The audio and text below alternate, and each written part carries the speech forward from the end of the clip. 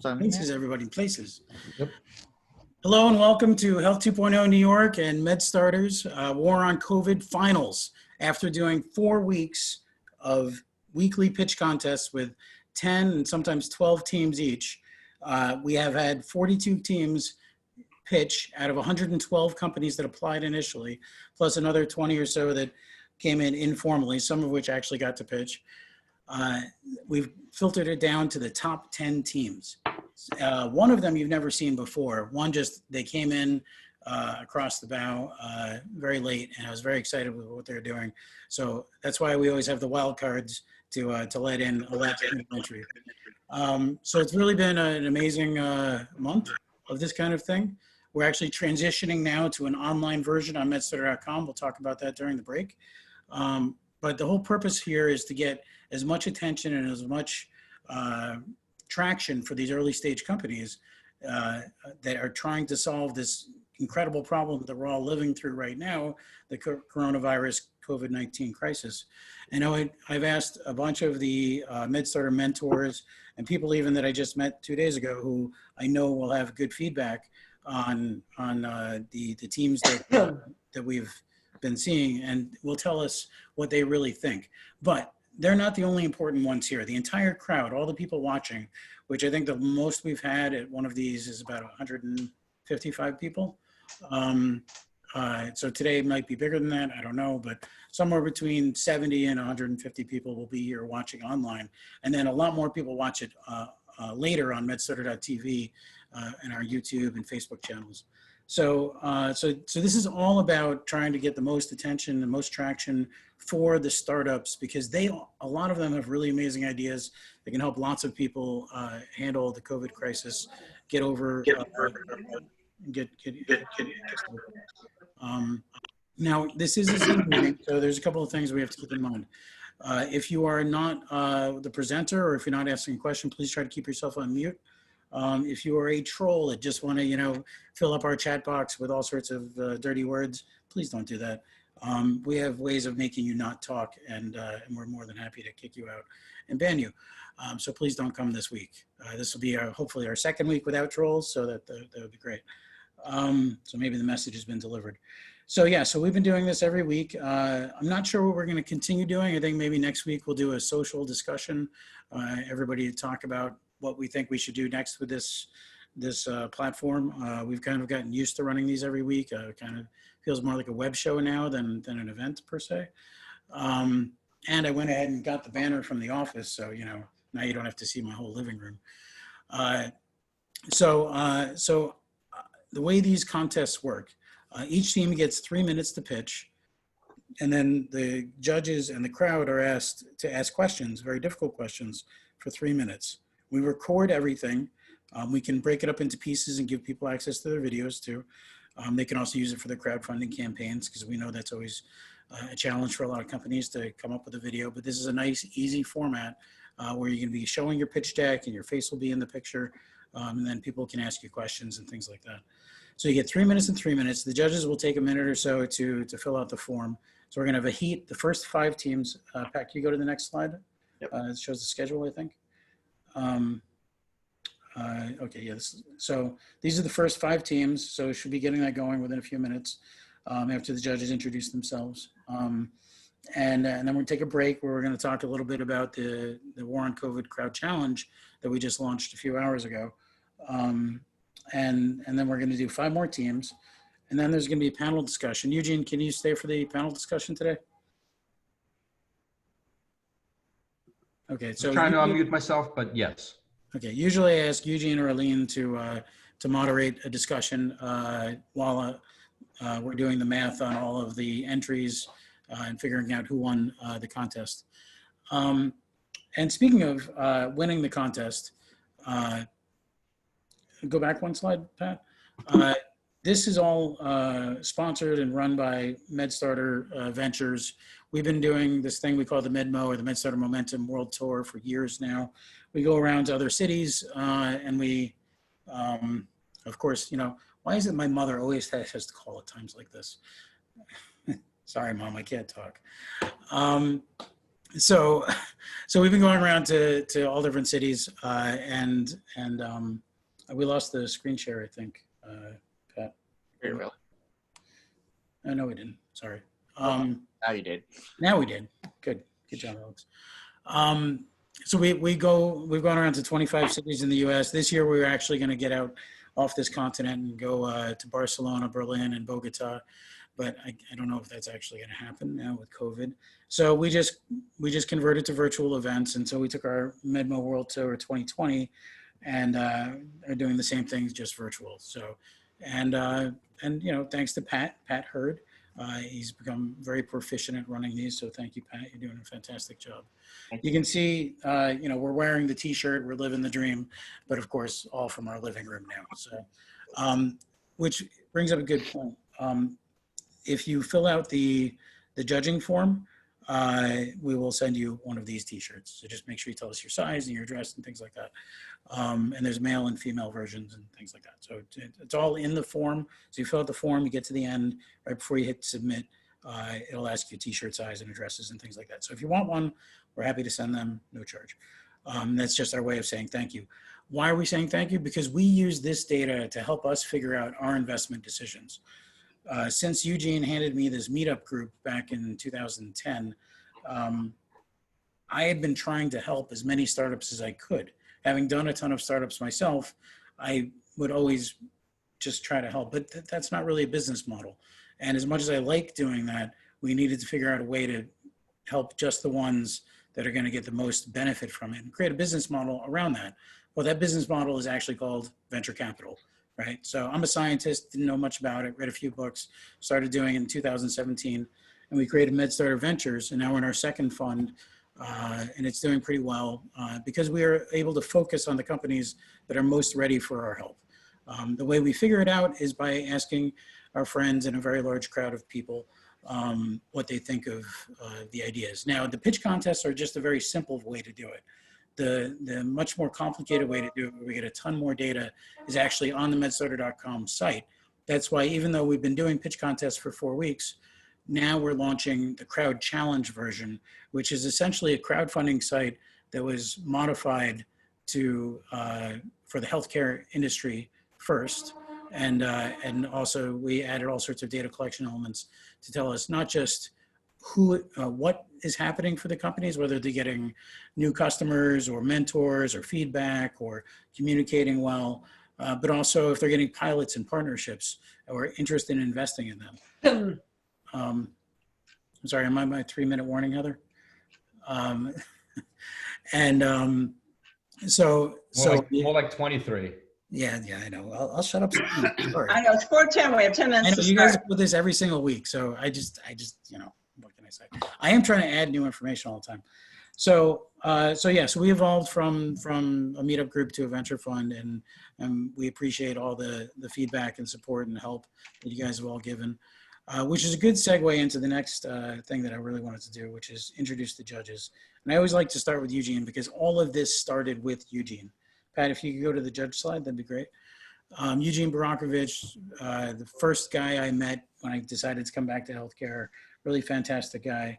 And he started this meetup group that became eventually MedStartr Ventures. It's one of the largest ones in the world. It was the first one. He's not going to talk about that, but to me, that's why I always appreciate Eugene and what you created and what we've you know. Thank you, Alex. But if each of the judges will introduce yourselves for 30 seconds or whatever. So I won't talk about that, but I'm a serial intern entrepreneur, just exited Big Pharma and joined my lovely wife in YourCoach.health and running as a COO and co-founder. And Pitchman too, as we found out yesterday. Okay, so other judges, if you'll introduce yourselves. Hi, I'm Lillian Ting from Select Venture Partners. I also advise and I'm on the board of some startups, one of which is also in the health tech space.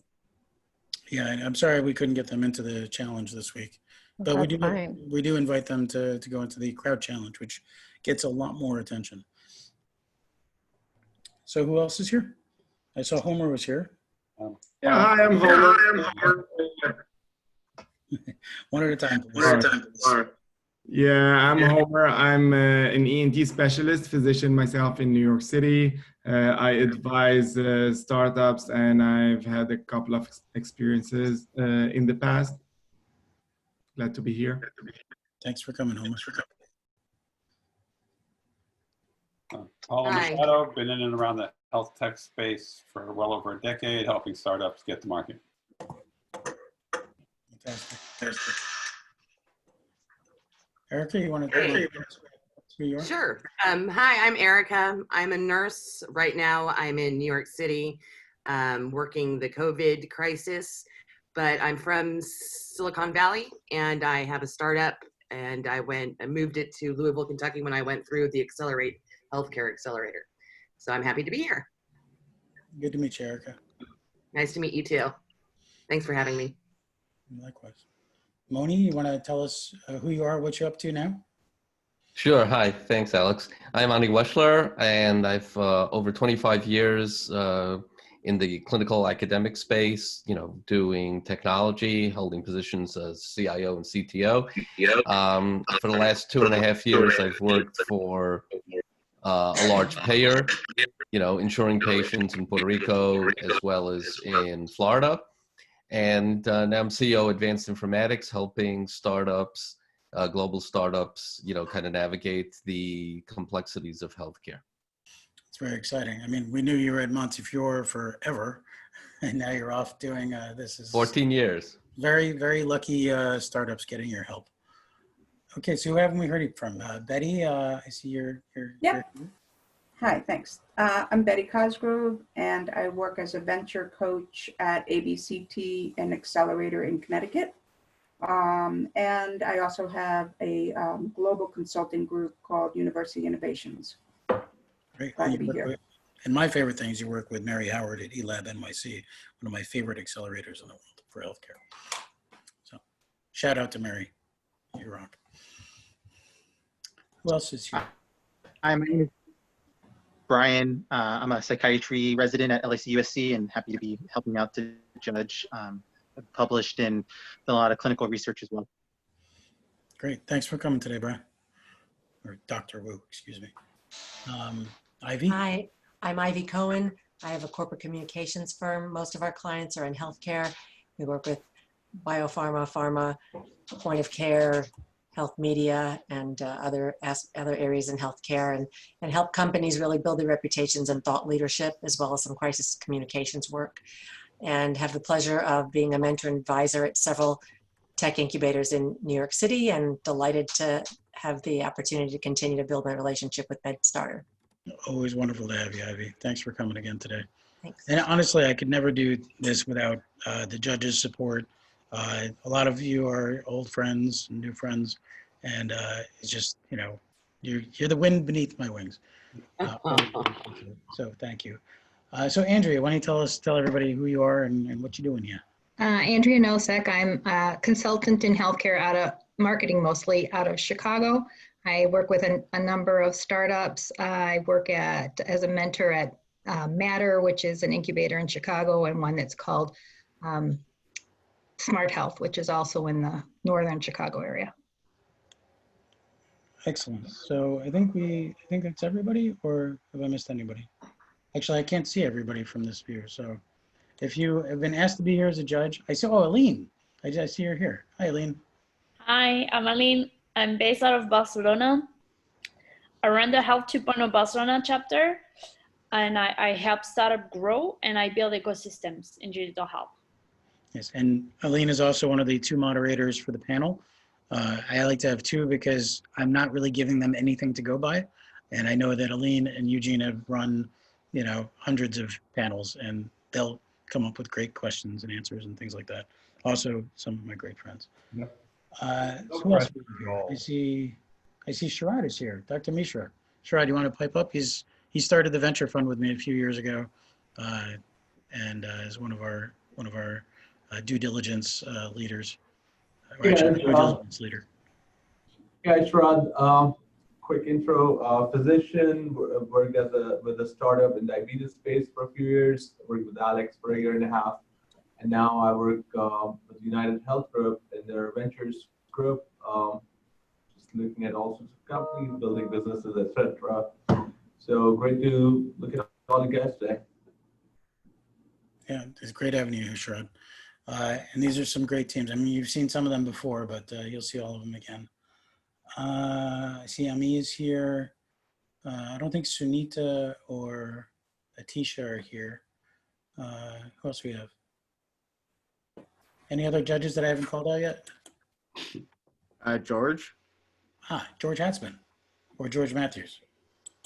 George Hatzman. Hey, hey, George. George is one of our biggest investors now. Thanks for coming in a bigger level, and one of our first. And also, we grew up together. So, George. Hey guys, nice to meet everybody. I'm over here in London. Actually, didn't realize I'm a judge, but happy to be one. And Alex, if your mom is looking for somebody to talk to, she can just call me instead. Happy to talk. That's like a mom joke, from like the schoolyard. But okay. We love your mom, Alex. I love my mom too, but you shouldn't. Anyway, okay. So I guess that's judge introductions. What else do we have to cover? I guess Heather. Where's Heather? Introduce yourself. Heather is part of our MedStartr Ventures team. Does investor relations. She's also the timer in the contest. Where are you, Heather? Where is he? Okay, Can so you hear me? I'm right here. Okay, you can hear. So why don't you tell people how timing works and what you're going to do to tell them when they're out of time and what we do if they don't have any time left. Okay, so everybody gets 3 minutes for their pitch and 3 minutes for their Q&A. It's a little bit of wiggle room if you're in the middle of a sentence or a question. And I think I'm just going to hold up the sign so I don't interrupt your train when there's 30 seconds. So try to keep me, Pat, can you keep me like, as everybody can see me, my picture? Yeah, I'll spotlight you. There you go. And so I'll hold this up, and then at 3 minutes, I'll just say, time's up. So Pat, you're going to spotlight her the whole time? I think I could, or I could pin her video actually. Well, but if that doesn't work either, then just feel free to just ring your bell or what have you. But the fact is that it is a contest and it does have to be fair. This is where I make a joke about my last name. My name is Alex B. Fair, and we try to make the contest fair. Believe me, I've done worse, sillier things with my name. So yeah, so you get 3 minutes and 3 minutes. I will take, MC's prerogative and give you more time or take away time. We don't usually take away time, but if something happens, technical difficulties, we'll try to make sure that happens. Pat's going to run most of the presentations. If you haven't rehearsed sharing your screen ahead of time, you're just going to say next when it's time for the next slide. And I think that pretty much covers everything. So if any judges haven't spoken up, feel free to introduce yourselves now before we get going.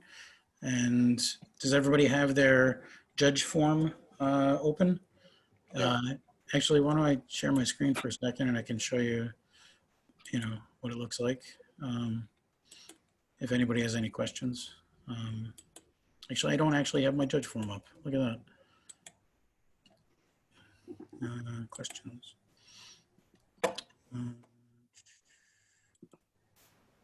Okay. So,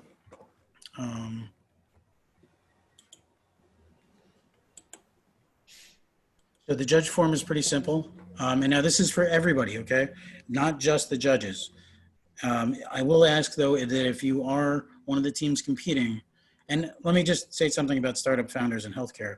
It's not, somebody was calling it, Erica, what'd you call it the other day? Programmers? This is not the programmers kind of startup environment.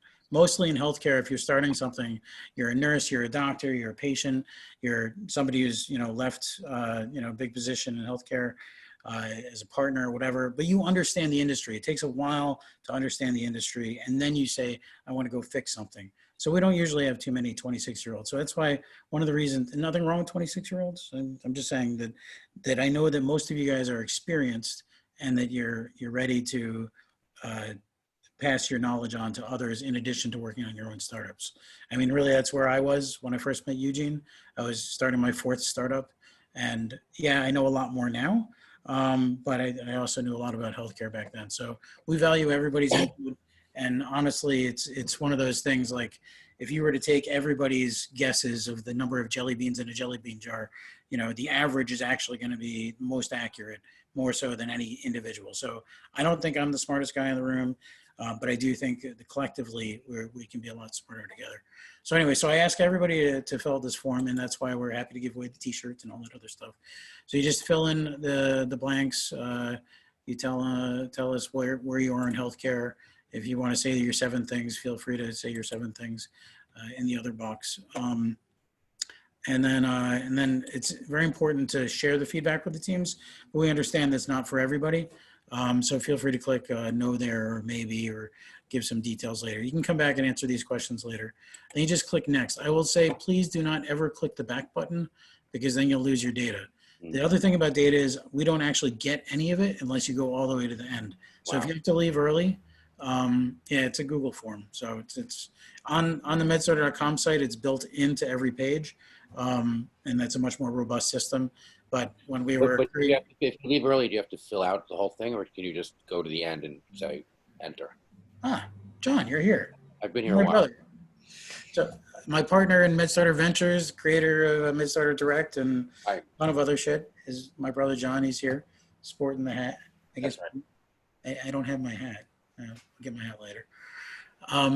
So yeah, so thanks for coming, John. Yes, if you have to go later, just click through to the end and hit submit. Okay. And don't forget to put your t-shirt size, because you can get a t-shirt. Okay. Okay, so also very useful at the top of each page is information about the team. So if you didn't happen to be paying attention that particular minute, you can read a little bit about that. So we usually have the website there, although this one didn't have it. So you can see that David's starting with Rivertown Bioscience, one of our interesting companies. Obviously, they're all interesting companies. They wouldn't be here if they weren't. And then there's 5 basic areas that we're asking people to think about. The clinical benefit potential. How much is this going to help people with COVID or trying not to get COVID? Oh, and thank you, by the way, all the well-wishers, all the people who were worried about me when I said I had COVID, I might have COVID a week and a half ago. I just got back to test today, and it turns out I didn't, so yay me. I wish I was immune, but whatever. Better that I could continue with normal life. Anyway, so feasibility, how likely is it that this is going to be possible if it's just pie in the sky? Innovative, have you seen this before? Is it really truly creative? And is going to make a difference in the marketplace? If it was your money, would you give it to these guys? That's the best way I can explain fundability. If it was your $10,000, would you give it to them? And 5, can it go global quickly? Is it really scalable? 6 is sort of more of like how solid of a presenter was that person. While we'd like to think that it's all about the mousetrap, a lot of it is the cheese you put in it. So presentation quality matters. Things have to look good. So yeah, so after each or during each pitch, please go through and just fill that out and enjoy the show. And I think we're almost ready to get going. So Pat, do you want to bring up the first slide? In this time here, are there any questions before we get going? Okay, so without further ado, is our timer ready? Oh, John Martinez. Yes. Ready. Why don't you introduce yourself? Another one of our MD judges is here. John? Okay, so John Martinez is a physician. He was running the COVID response task force for, I believe, Dignity Health, which is, I believe, an 18-location urgent care practice. And now he comes and helps judge our contests. So, but I also went to college with him, and he's an old, good friend. Old like me, yeah, old. So I'm going to text him. So Heather, are you ready? Ready. Okay, but Pat, we can't have Heather be the pinned up on. Yeah, take me off the spotlight. I'll just save 30 seconds. All right. We'll do it the way we've been doing it. Yeah, because you really want to see the presenter themselves. Right. So our first presenter should be David Weinstein. I'm here. Okay, are you ready, David? I am. Okay, so 3 minutes, go. Great, thank you. Thank you very much for inviting me and inviting me back. I want to tell you about Rivertown Biosciences and me a little bit to start with. I'm a neurologist and a neuroscientist. I worked my way up through the academic ladder. I left academia about 15 years ago, started one of several of the startups that I have been involved with. And what I want to talk to you today about is our way of addressing some of the issues that are arising out of COVID. Next slide, please. Yeah, I don't have to tell everybody who's on this call, this is a horrendous disease. And the long-lasting effects will be profound and lifelong for many of these individuals. Not the least of which is going to be something called pulmonary fibrosis or scarring in the lungs. It's been estimated that between 70 and 80% of the people with moderate to severe disease will end up with some level of pulmonary fibrosis. This is, as I mentioned, a lifelong and really debilitating illness. You can't breathe, you can't walk, just engaging in normal self-care becomes an issue for several of these patients. Next slide. Actually, let's skip to the next slide. One of the ways that I've been involved with regenerative medicine for a number of years now, and we've developed an inhaled therapeutic, which is actually two separate molecules, both small molecules, both well understood, well characterized in humans with literally hundreds of years of people exposure. And as I mentioned, this is an inhaled therapy that really offers the opportunity to limit lung damage that we expect to see in this disease. Next slide, please. Next slide. Thank you. And just to give you an example, what you're looking at now is histology, either low magnification or high magnification of lung. So normal lung is on the left. No, go back one. All right, leave it where it is. Okay, I'm getting killed on time here. So normal lung, you see the spaces in the lung, those are the normal air spaces. In the setting of pulmonary fibrosis, which we're now seeing in these patients, those air spaces are ablated. You can see that there's very little functional airspace in the panel that says vehicle. We can give RT1840 through an inhalation system, and you can see that after the disease is established, so when lungs look like they do immediately to the left, we can reestablish normal appearing lung in the setting of pulmonary fibrosis. Next slide. Pat, next slide. Thank you. All right, so again, this is looking specifically, go back. This is looking at scarring. 30 seconds. Right, there we go. The blue is the scar. And you can see that in the setting of lung damage, that there's a lot of blue stuff in the vehicle, in the animals with disease. If we treat with 1840 after the establishment of the disease, you reestablish normal lung appearance. These animals behave normally, they breathe normally, they run around normally. This is, we're really trying to restore health in the setting of bad lung disease. Next slide.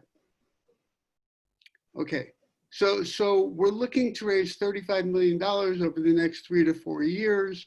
This is a phase 2 ready program. All of these drugs have been in human before. We think that we can move very quickly into the clinic.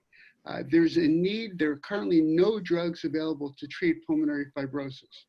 As I said, 70 to 80% of the people with severe disease end up with pulmonary fibrosis of some form or another, right? And to take this all the way through IND and commercialization, we anticipate about 3 years from start to finish and about $35 million, which is cheap by any drug development standard. And I've been in the drug development business for a number of years now. Next slide.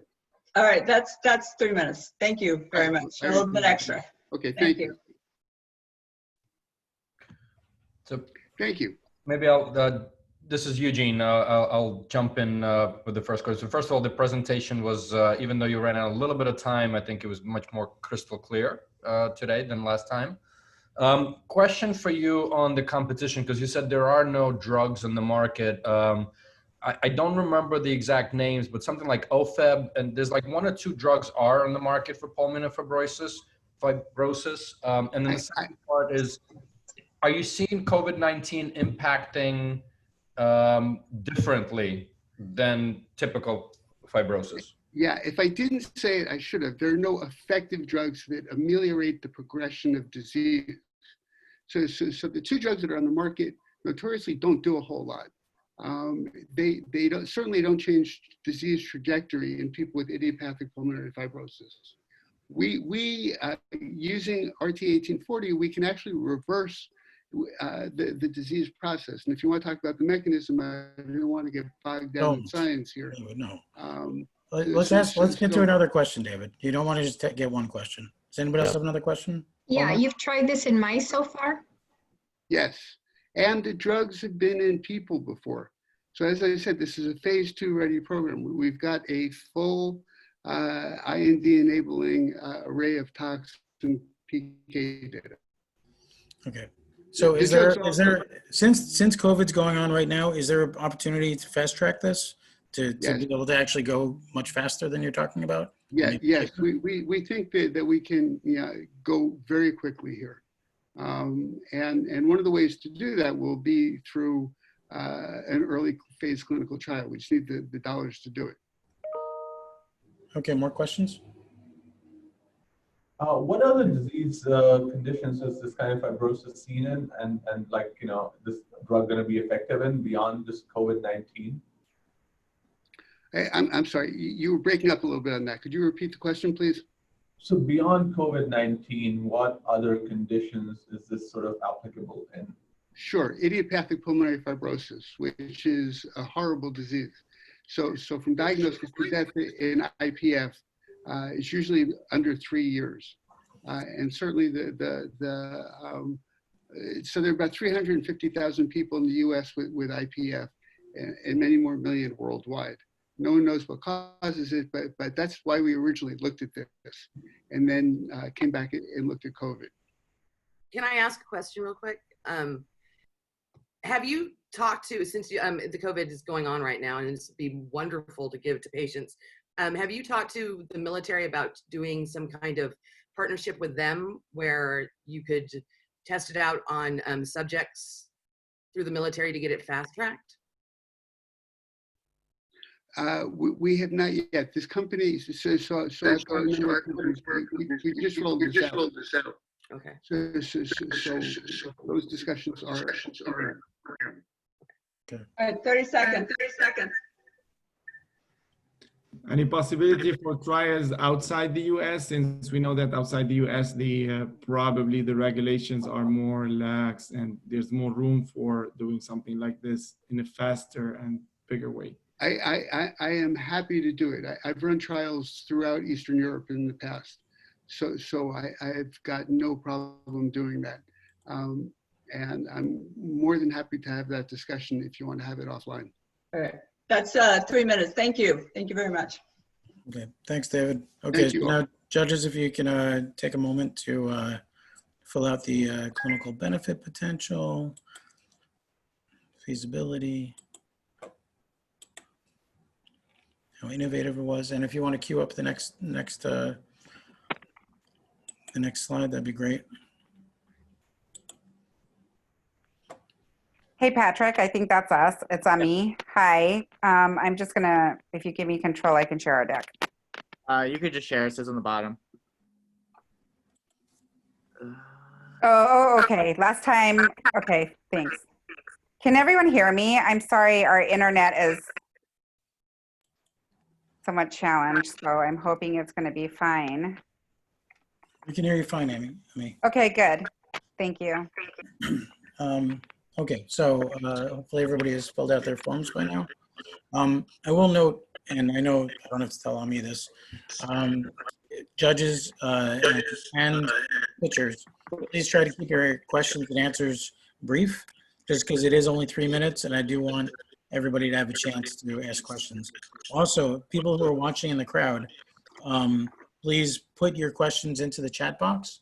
And Pat will read out the ones if we have time. And also all of the contestants, if you guys want to please respond to those questions when during, after your turn to talk. Alex, I have a question. Pat, that real fast. What, Pat? If someone from the attendees just wants to be like promoted to talk for like 2 minutes to ask a question, can I do that? Or Depends if we know them. Depends if we have time. You're saying they want to talk for 2 minutes? well, they want to ask a question, they like raise their hand to be allowed. Hang on. Somebody's got a lot of feedback going on. So if you have noise where you are, yeah, please put yourself on mute. So Pat, so somebody wants to be promoted to the audience to ask a question from Yeah.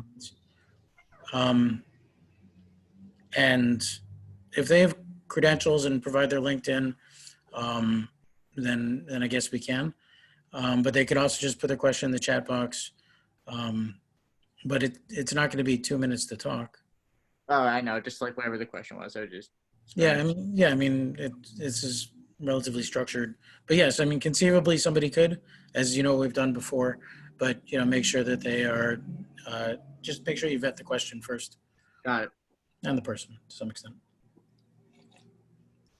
Okay, so I guess everybody should be ready by now. Okay. Hi, everyone. Okay. I'm sure Heather's ready, but yes, go ahead. You can start. Okay. Hi, everyone. My name is Dr. Ami Shah. I'm an internal medicine doctor, a pharma executive for the last 20 plus years, and most importantly, a mother. And I'm the founder of Face-to-Face Health. So we have many problems in children's healthcare today. Even physicians as myself are health illiterate when it comes to our children's health and well-being. I have that as a personal journey that led to the birth of this company. Accessing care, information, and support in the sense of communities is often a siloed and segmented journey that's not coordinated end to end. There's 90 million children, 30% are screened ideally for any challenges, and delays in diagnosis and absenteeism are a $250 billion plus issue. So we came up with a solution, as I've been practicing telehealth for the last 15 years, and it's often siloed and not coordinated and holistic. We created a holistic solution that's an end-to-end digital platform that helps parents and families better manage their children's well-being through holistic education, care, and communities. And these are the silos, and these are the various components of our platform, from webinars to communities. Our solution is an integrative child and family healthcare system that offers education, care, and knowledge at the fingertips, and has many integrations to help the provider give the best care to our customers. Our education is created by hundreds of experts from 90 specialties and provides value, curated, peer-reviewed tools such as apps, books, and games on the top conditions, both medical and education, the parents are searching for, insurance companies are reimbursing, and providers are treating. We also have care that goes across our 5 healthcare silos that has Ask an Expert, on-demand, and scheduled care, including COVID-19. We also offer additional ancillary support.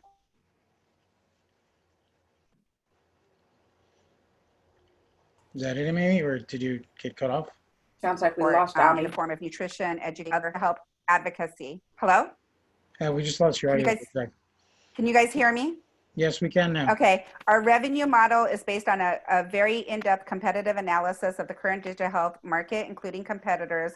And we offer a revenue share that we have many partnerships already aligned, and care, both on demand and for medical and non-medical professionals. Our COVID-19 response is to give free 30-day access to our COVID-19 related aggregated education and our other Learn modules, as well as our webinars and our communities. And we're also going to be launching multidisciplinary Ask an Expert and telemedicine next week. Our validation has based on ongoing research with over 500 providers and 1,200 parents who validated the platform we've developed. And the market opportunity is obviously in the billions for both education and telehealth.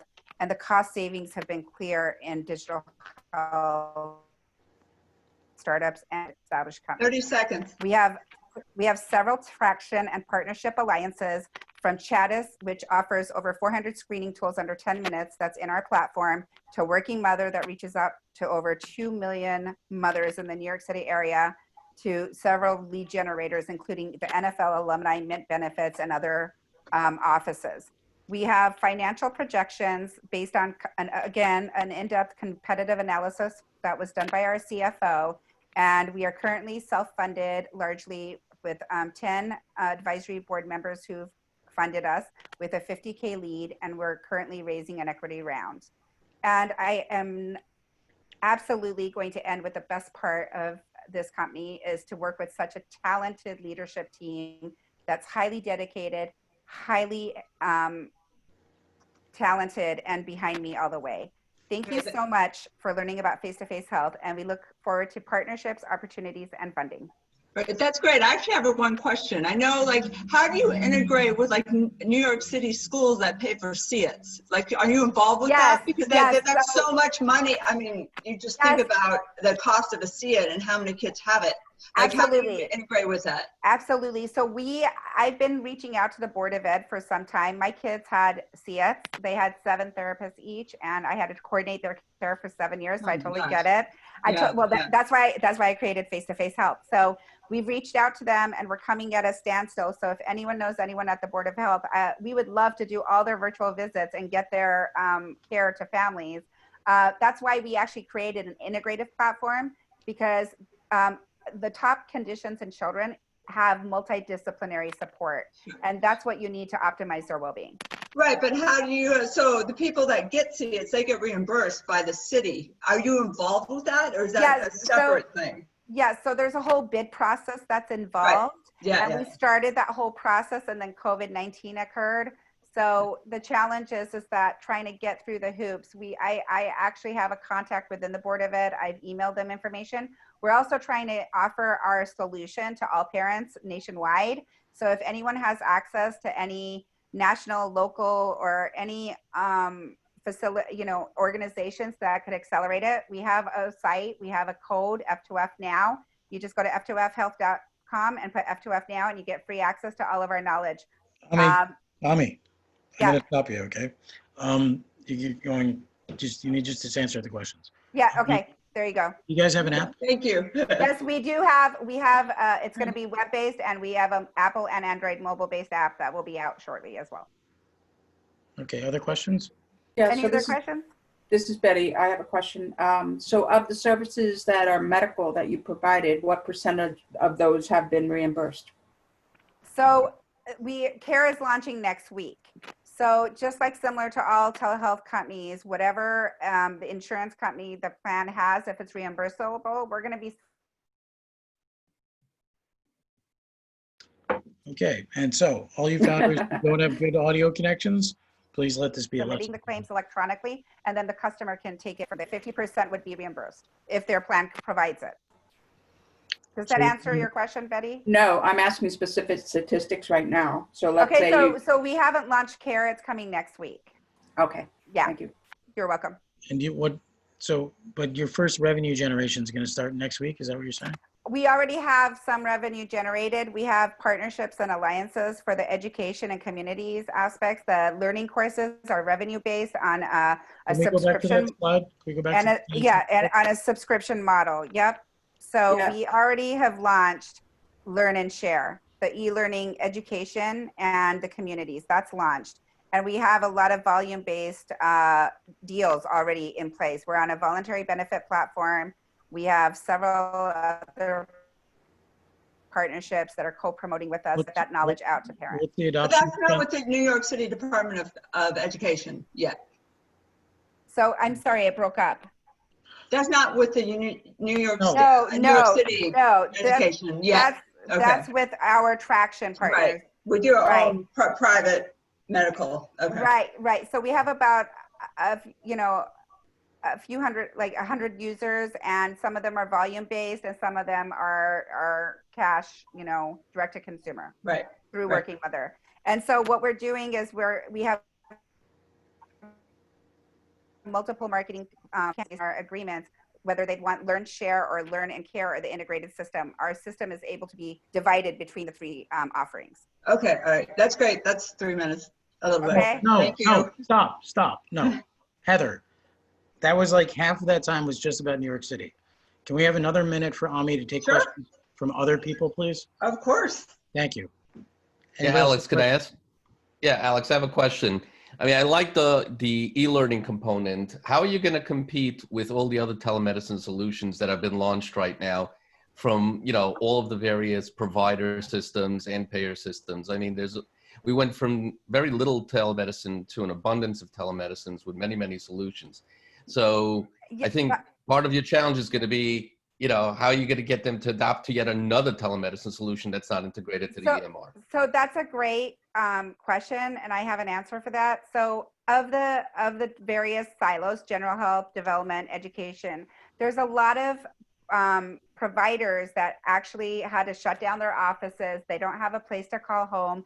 And we've seen a huge rise in applications through our recruitment efforts. We have a very robust recruitment effort in place. We have over 300 providers we're onboarding. We've cleared about 100 of them through our credentialing and online process, and we have a whole bunch of outreach.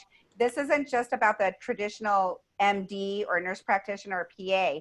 This is opening it up to alternative care, to development, to mindfulness, to health coaches, to yoga experts, to educators, to special needs teachers, to school placement people who all work together for that child and family. So that's our delta, is that we have medical and non-medical experts working together holistically to help that child be the best they can be. Okay. I hope that answered your question. Sort of. I mean, I think the other solutions are offering the same. So, you know, everyone's trying to bring in the whole care team, not just the pediatrician or the clinician. And the other way we did it is we have a lot of competitive analysis on what they're reimbursing those providers, and we're offering 15% more than what they're getting paid. And actually, a lot of our early applicants are traditional doctors and nurse practitioners and PAs. So we've actually seen a good recruitment effort, but we hope to educate them through our education components as to the benefits of the holistic approach, partnered with the education that's holistic and the support, using learn, care, and share together. And we hope that that will move the needle. Great. Okay. Are we out of time, Heather? Yep. Okay. Thank you so much. And thank you for those wonderful questions and the opportunity to present today. Thank you, Ami. Great job. Thank you. Okay, so judges, if you have a moment, you can finish doing the application, the judging form. And Pat, if we can bring up the next speaker, I believe it's Sangeeta and her deck. Sangeeta, are you presenting or is Pat doing it for you? I'm good either ways. How's your audio? Pat, what do you prefer? That's on mute. He usually prefers to do it himself, but if you want to. Yeah, sure. That's you fine. have it, You can do it. okay, you can do it if you can get your chair up. I have it. I have it here. Right. Ami, if you want to answer some Q&As in the chat, they're just asking you. Well, yeah, I'm trying to answer them in the chat. I'm gonna do that. Thank you. That's a best practice. Okay. So yeah, so just Can you see my screen? We can, yeah.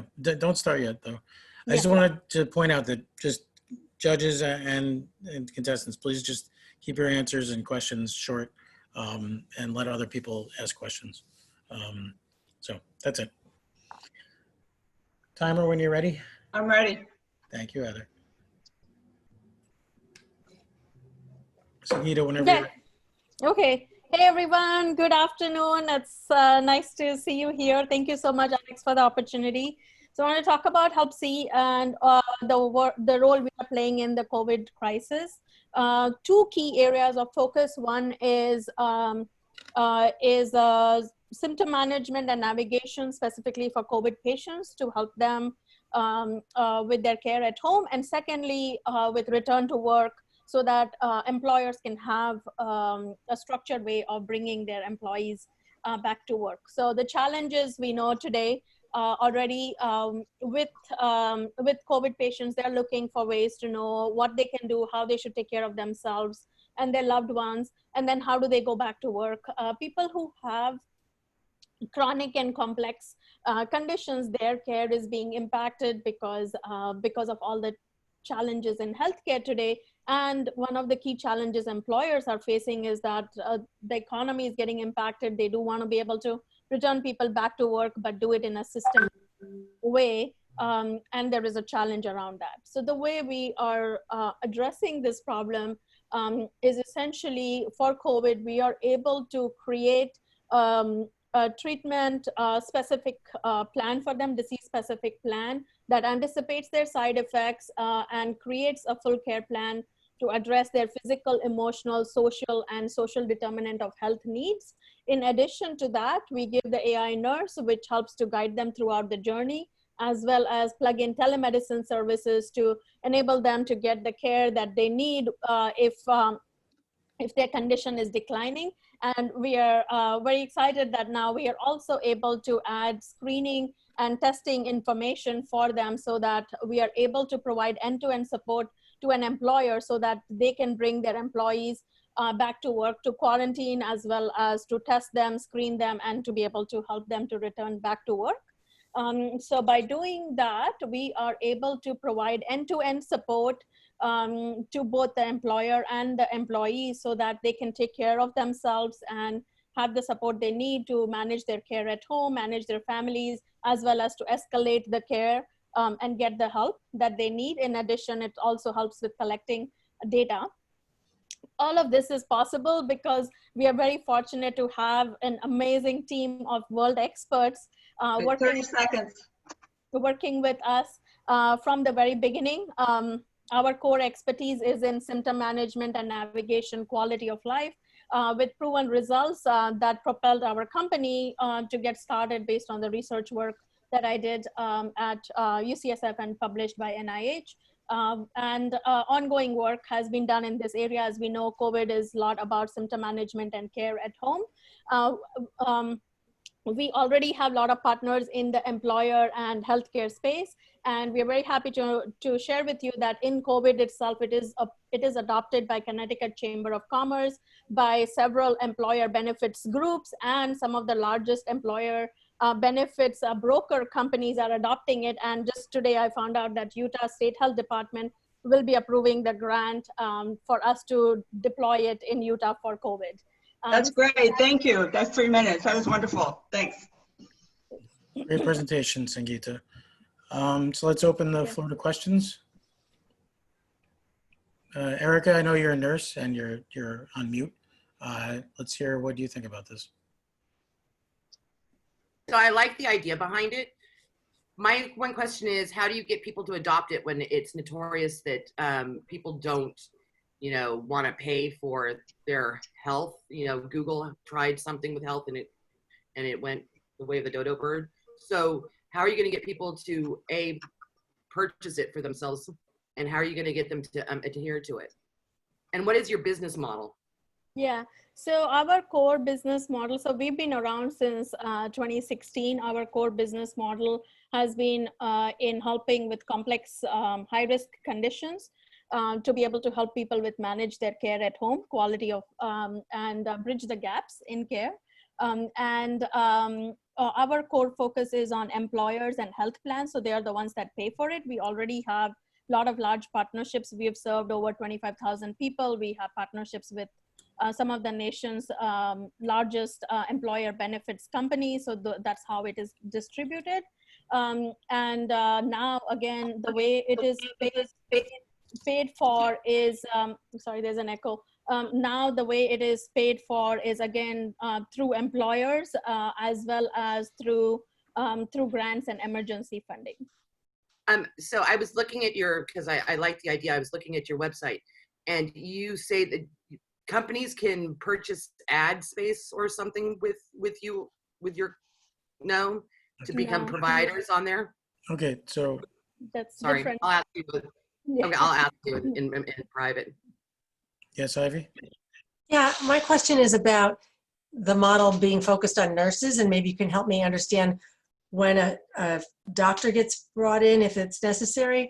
So my understanding, and unfortunately it's from personal experience, if you have COVID-19 symptoms and you're in a high populated area that doesn't have testing, my understanding as a nurse would not be able to give sufficient diagnosis to put one on the list as a probable COVID-19 patient, and it would have to go to a doctor.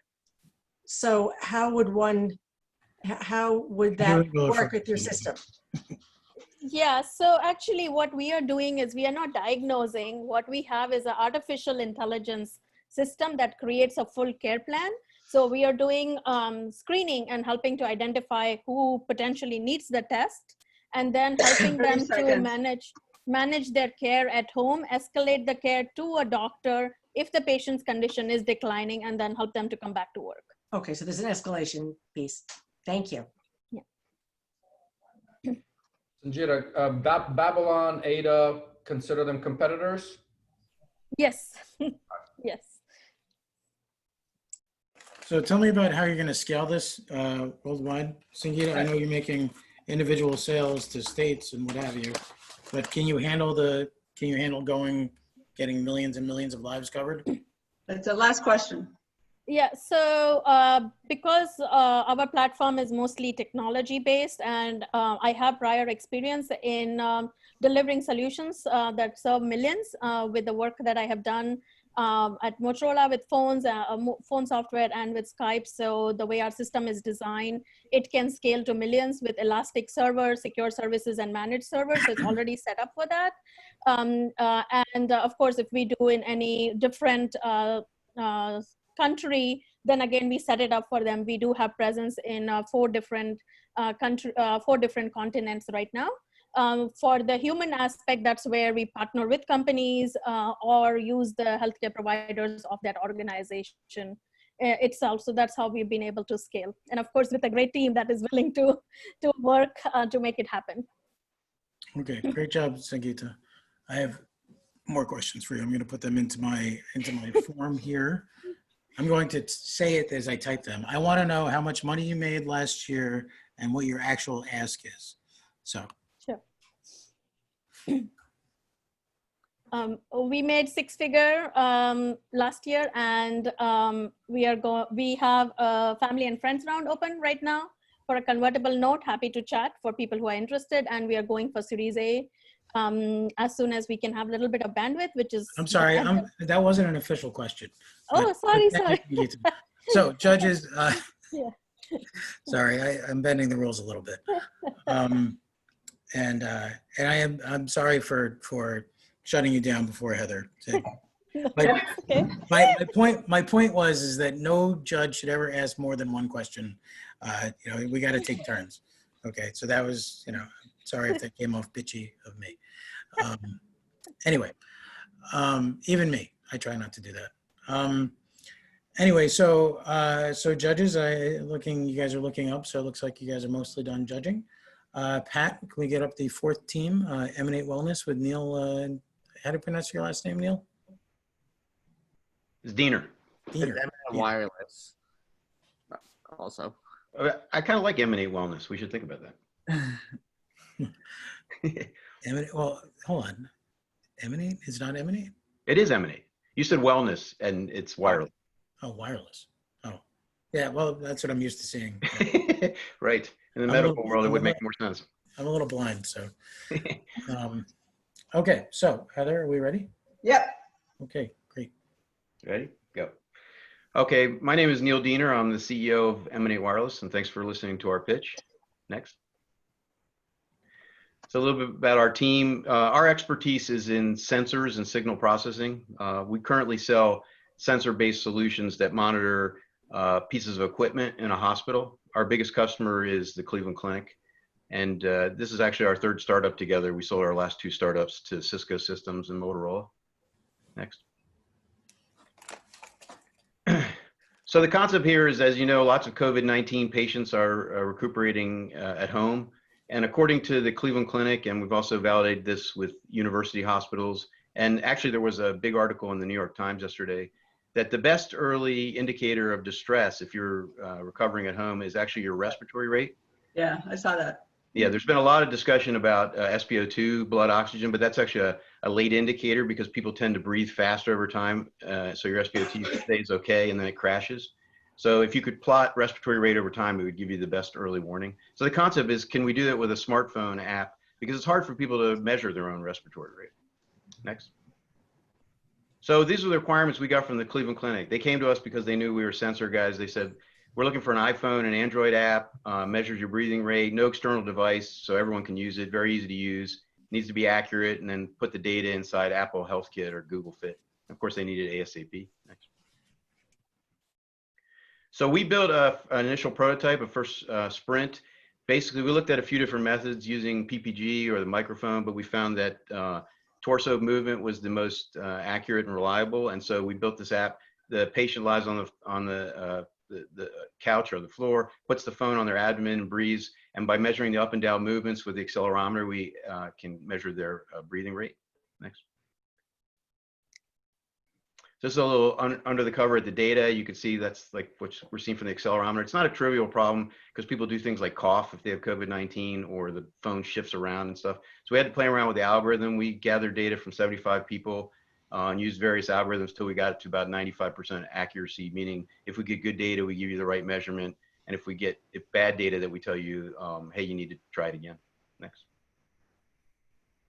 So we need to do a second sprint to integrate more features and feedback. We need an Android version and we need to put formal releases on the App Store. Right now it's an enterprise app you can download off apps.emanatewireless.com. And then we anticipate a support phase. Next. So we're looking to raise $75,000 to $150,000 to be able to finish this and bring it to help COVID-19 patients. A couple of funding models are possible. One is an angel investment in our existing company. The other is that we develop licensing agreements. We're, Cleveland Clinic's still looking at it, and we're talking to Harlem. It could be a standalone app or it could be an SDK for integration into one of their existing telemedicine apps. And that's it. Okay, great. Thank you. That's great. I have a quick question. So you're talking about people that are having difficulties right there and then they're dealing with COVID right now? Correct. Okay, so when people have difficulty breathing, the one thing that they don't want to do is lay flat. Is there a way that you can do something where they're not having to put it on their abdomen, where you can have it strapped or something around their abdomen? We could look at that. We've tested it. It works in a chair. We just need to be able to have it not fall off. But so yeah, if they could hold it lightly and sit in a chair, that would work also. Hey, Neil, Paulo, question: what's the IP on this, if any? Yeah, I mean, there's some unique work we've done in our algorithm, but fundamentally, I mean, we just looked at papers that have been done in our own expertise in signal processing. So we haven't filed any patents or anything. This has just been a very quick COVID project.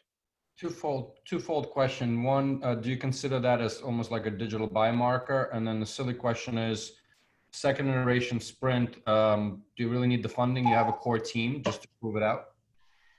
Our problem is we're a small startup, so we need the funding to be able to, focus away from all the other things in the world that bring us money. I mean, we'd like to help, but if we can't associate some funding with this, it's kind of like we're too small to be able to do it ourselves. Are you looking to integrate your solution with any others of the senior at-home care products or services? That would be great. Yeah, we would love it to be integrated with whatever app. I mean, the issue for us is even if we built this, it has to be promoted by someone. We're not going to get people to, download it. It needs to go through some healthcare system or someone who's got an existing user base. So any kind of integration, with a app from a health provider or someone else that's got a lot of people using their app would be great. I mean, I like the idea of using the phone because it's so accessible, but gives you a lot of other issues. How are you going to compete with the FDA validated smart patches that do this and give you a lot more data? Yeah. Just core body temperature and heart rate. I mean, and you'll never get FDA validation, for this that somebody's actually going to trust.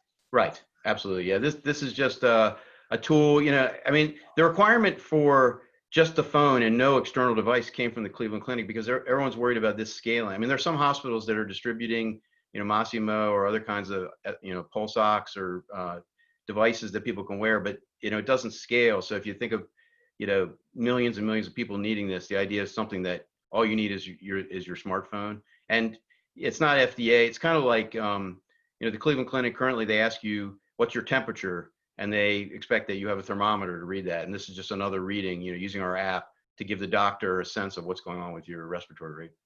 All right, last question. Hi, this is Betty. So it sounds like you could have 1,000 people in a gymnasium all laying down on cots and trying to attend to the one that, has the most critical need first. Is there a way to display all 1,000 people with their phone information coming in? There could be. We could collect that. Right now, that's not a feature of our app, but it could be. We had that question before, like in the Javits Center or somewhere where there's someone trying to look out over a floor of people. I don't know whether a smartphone is a good solution for that, or they need some kind of device. But the idea that you could have a dashboard and see how everyone's doing. Right. I don't believe there's anything cheap and simple to do that right now. So that's another thought. Okay. That's great. That's 3 minutes. Thank you. Fantastic presentation, very exciting. I do think it's a cautionary tale about doing exactly what hospitals ask you to do without a revenue model, but that's just my opinion. So judges, if you'll take a moment to finish your scoring. And it's really such amazing companies. That's the beauty of doing the finals round after doing the heats. We get a little bit more information. Like we saw you last week, and I know about half the judges were also here. So more in-depth questions and just really amazing teams. And you're all doing a fantastic job. Judges, thank you so much for what you're doing. Great questions. So we have one more before the break. If you can pull up Mark. Actually, Mark, you're presenting from your own machine, right? So you're welcome to make it live and turn your video on. As much as I love the Calvin and Hobbes graphic that you've had as long as I've known you, which is like 10 years. It is Mark next, right? Yeah, he is. Did he go was it shower time for the kids again? This could be a problem. Okay. Let's see, who's number 6? Or should we break early? That'd be health mode. Yeah. Okay, so if you guys advance 1 to number 6, you can go back to number 5 later, assuming Mark shows up. You want me to jump in now? If you're ready for it, Dan. Sure, I don't mind. Are you driving, or do you want Pat to drive? I can drive. Yeah. That's what he says confidently. Let's see if that's. I'm gonna call Mark in the meantime and yell at him. I'm here. It just loaded. Oh, hang on. You see me? Where were you?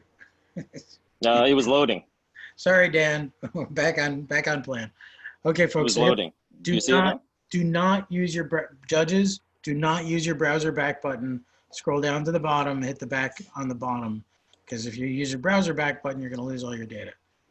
So, Mark, if I lose a ton of data because of this, I am definitely not going to be happy with you. Okay. So everybody.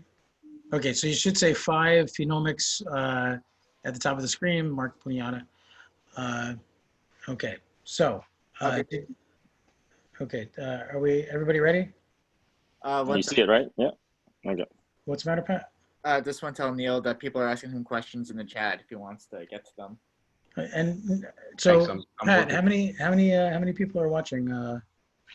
We have 76 here, and we have about 90 altogether on all the right That's now. just the ones that are actually registered. There's still people on. Yeah. So this is good. We've got a pretty good audience. Also, one other thing that I didn't mention before is before you ask a question, just make sure you mention who you are in case people are just listening to the audio. Okay. So whenever you're ready. Okay. Sure. Well, deja vu again, and happy Groundhog's Day, I guess. Seems it all over again. So a couple updates for us since last time we were on. And so if anybody heard the previous presentation, we've now joined a couple domestic task force, and they've actually been asking us, can we incorporate our platform into some of their early stage projects that they want to get out for COVID. Also, we've significantly advanced our footprint into Latin America and starting to do several distribution partnership deals But this is coming from our background, biomedical engineering, 20 years of global multi-center clinical trials doing phase 1 through 3 quantitative imaging, up to 500 sites for Merck or Pfizer or Bayer around the world. And we decided when I was on my way back from Barcelona to focus on COVID and see what we can do.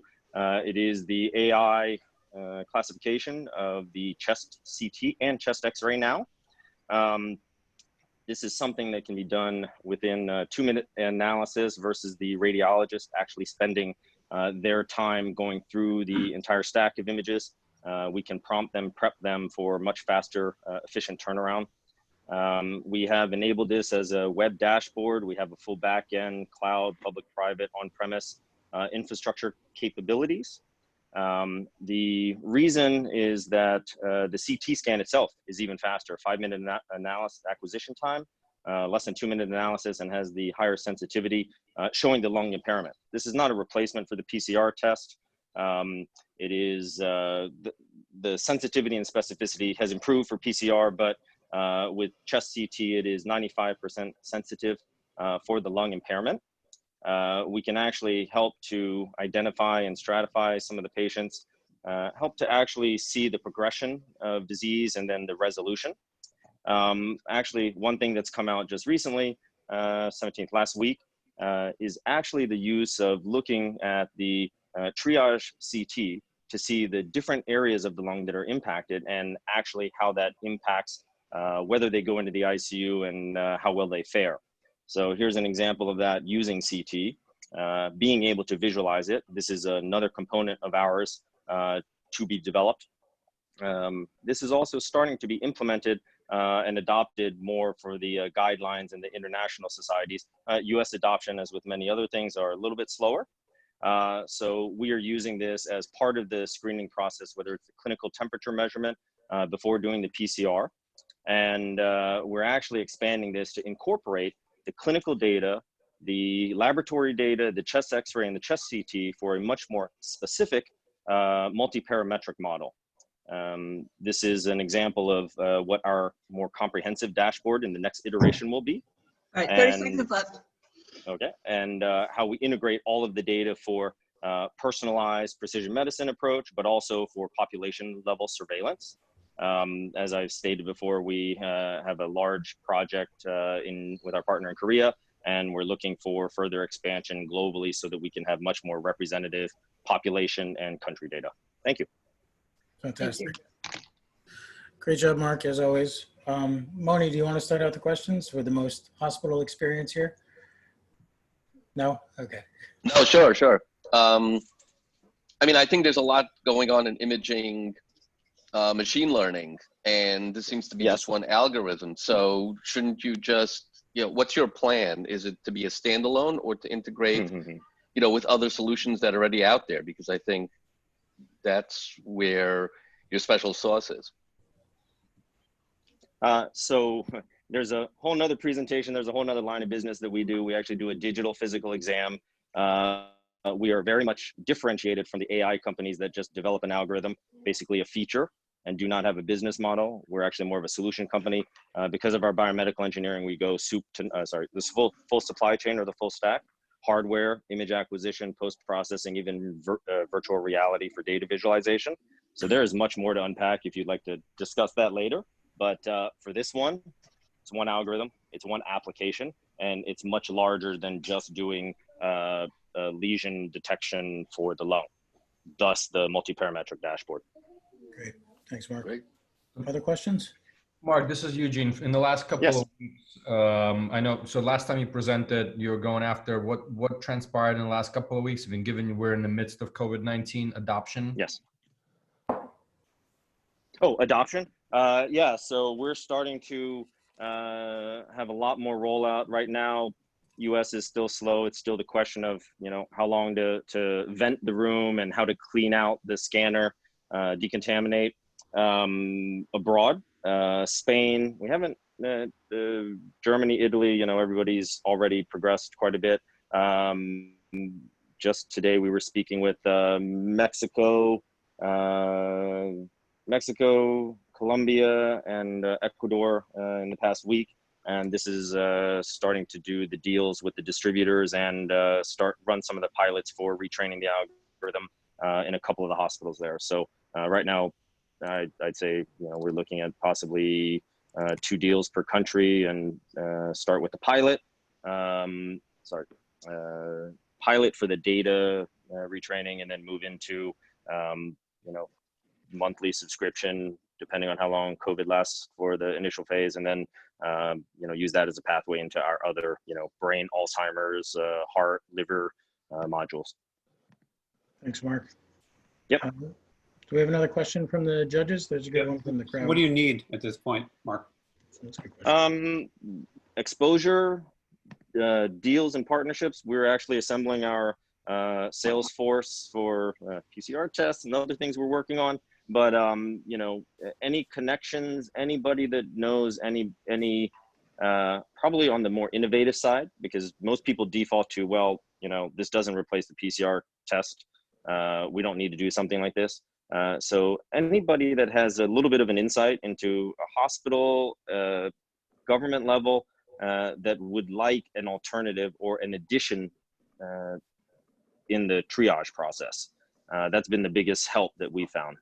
So Mark, I don't know the throughput that you can do with this. I mean, a CT study is not going to be a super fast study. I mean, it seems like putting a thermometer on or taking a swab is a lot faster. But then you did mention. Sorry, I'm gonna let you finish. That's it.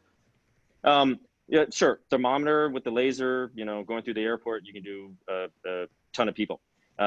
China's published speed was 200 scans per day per scanner. So about 5 minutes per scan. And that's about how fast we do some of our brain MRIs or lung MRIs instead of 30, 45 minutes. So you can do it pretty fast. The processing time, the analysis, it can get done quite well. You mentioned that you could do it with an X-ray as well? So chest X-ray is 2-dimensional representation of a 3-dimensional structure, a lot less resolution, but it can provide a signal. Is it as good as the CT? Not exactly, but that's one of the reasons we want to incorporate it. If we have the if we have all 4 parameters, and let's say, and we build the model, whatever, 100, 1,000 people of that, let's say we get the clinical parameters and the chest X-ray, well, that'll at least represent, a good probability compared to the full model. So we can incorporate that from some of the missing data. So it will be helpful. It won't be as good as the CT or a more comprehensive set of data. Okay. What do we got for time, Heather? We got more questions? That's it. We're good. Okay, if you have more questions for Mark, please put it in the chat box. So in previous week, during this break period, we did fun stuff.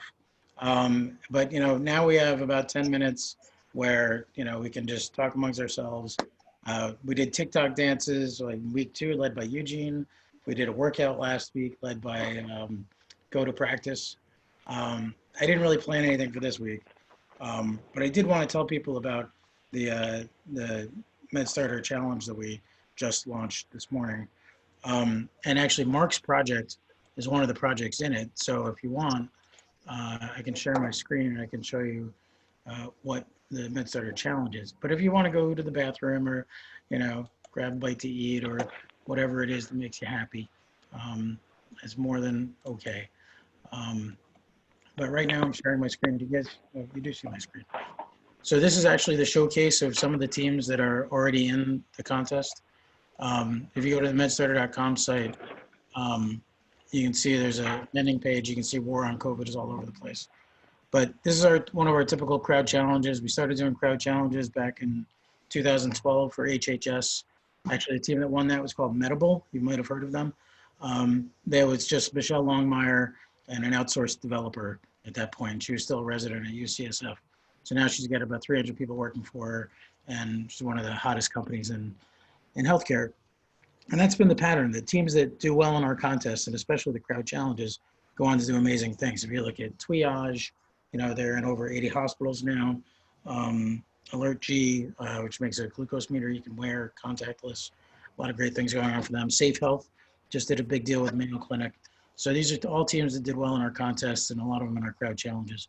It has all the information about what you win and who should apply and how it works. And these are you guys. So so a lot of the same judges that are here, like Aline and Andrea, as in Eugene, are also judges who are often judges in our crowd challenges. So and so what they'll do is they'll help judge online as well. A lot of the same types of questions. Dates are all listed here, what we do about intellectual property, and then a whole bunch of legal gibberish is here as well. But what it all comes down to is that it's just like this contest. You win by getting the attention and the attraction of the people who are here. The application form is rather rigorous. I'm not going to lie to you. I mean, we don't make an easy application. The reason we don't make an easy application is because if you're not able to actually do the basic things, then how are you going to do the difficult things in healthcare? Once all of your tabs are green, like in this demo application I have here, you can go to a final review. And if anything doesn't light up, you can go ahead and submit it and agree to the rules and things like that, and send the application. Then it goes to a review process where me and Sherrod, Pat, and our clinical reviewers will have a look at it and make sure it's copacetic. Then we'll put you on the home page if you're on the top teams, or you can just be in the showcase. The idea here is we want to make a showcase of all of the innovations that are out there for COVID-19, so that hundreds of thousands of people like the 100 people who are watching today can get involved in these innovations. When I say get involved, so let's look at Mark's project we just heard about, Phenomics, right? So he just posted this, and I just made it live this morning. So you can see that nothing's really happened here yet. But what he's done here is he's explained all of the things that he's doing in a very easy to see format. You can learn more about the teams. We ask a bunch of weird questions, and then we give them a chance to say thanks or whatever they want to say. But you can also say that you like the idea, follow it, try it. And as soon as you press something like, it's going to associate, so it doesn't break. It allows you to donate, but you don't have to. But then he starts to get points racking up, whether or not you like the idea. If you really like it and you want to share it with the world, you have a tweet that's already written for you, and all you have to do is click tweet, and it'll go out, and you'll have shared it with it. And they get more points for it. A lot of teams put up videos, and even the videos from today and previously can be used for that. Pat will chop up your video and give you the video from today. It's not so much about the money, it's about getting the support you need. So if somebody who runs, an MRI facility or a CT facility says that they would like to actually, try it out or pilot it in their facility, they can click here and then just fill out a form, and that goes right to Mark, so you can find out, who needs his idea. Believe it or not, we've seen thousands and thousands of partnerships, mentorships, pilots happen just in single contests. We use that to help us figure out who to put on stage. So there's about 126 different metrics that we track while people are on the site. So if they're mousing over, if they're abandoning carts, things like that. So we designed this initially as a way to fund my startup at the time called Fair Care. And then in the last, 8 years, I guess our 8th year anniversary was yesterday. So over the last 8 years, we've been refining the model, and we've run contests for, I think, about 107 different partners, including hospitals, big pharmaceutical companies, governments, and folks like that.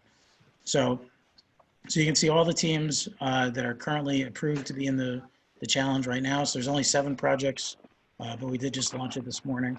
I'm sure if it's like other challenges, we'll get hundreds of applications. Of course, many of them will probably be put off by the difficult application that we make, but that is by design.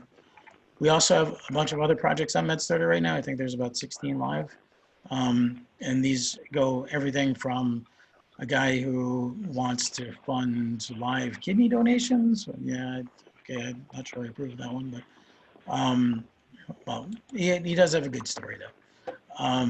And you can read all about him. You can find out about him. You can contact him. You can see his LinkedIn profile. You can do whatever you want, right? You can see his project. Okay, so that's sort of the basics about this. You can also donate, money to some projects that allow for instant donations. All your donations are tax deductible. I don't see anybody using the rewards feature, but if you have something like it can be used direct to consumer, like Jeff Benar's pregnancy, they can offer different rewards over here. If you just want to give your feedback to the team, you'll notice this is almost exactly the same as the form that we're using today, except as I was saying, it's a little more robust. You can just tell them, hey, I love this idea. Or you can say, you really need to, have a woman, talking about how much she liked this. Testimonial would help. Anyway, because a pregnancy app being sold by a man is really not as interesting, I think. And that's just my opinion, but you can tell them your opinion, and you can follow what's going on with the project over time. And all of this feeds into their interest and adoption scores, which is a very basic metric of how we see these companies progressing through the life cycle. Of course, as you can see, there's videos. This is Jeff Bonner. I'm the CEO of Totally. Okay, so you can hear about Jeff there. So there's lots of great projects here, and I encourage people to go and check them all out. Not just in the COVID challenge, but otherwise as well. But you can see Ami Shah's project here. She's one of our presenters today. You can also contact people through this. It's more like a LinkedIn kind of contacting.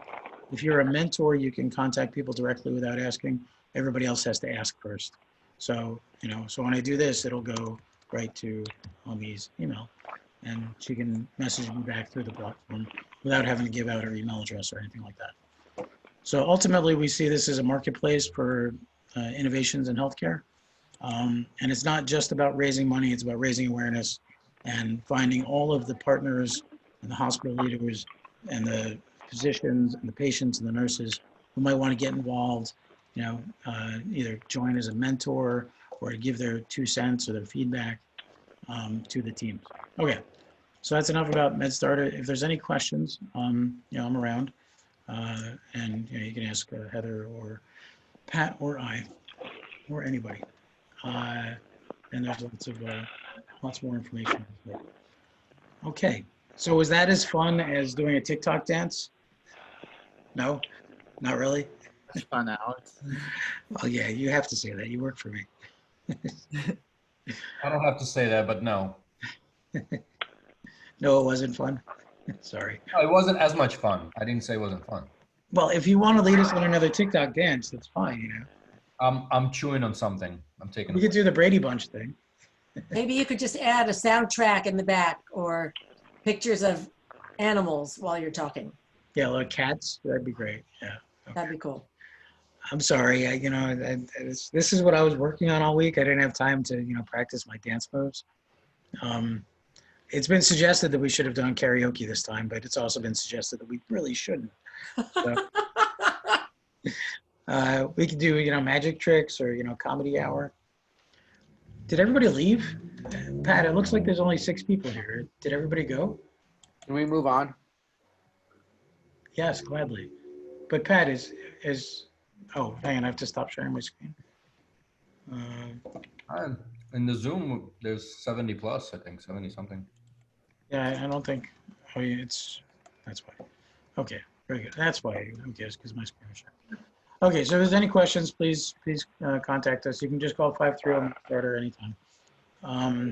Hey, Sunita's here. How you doing?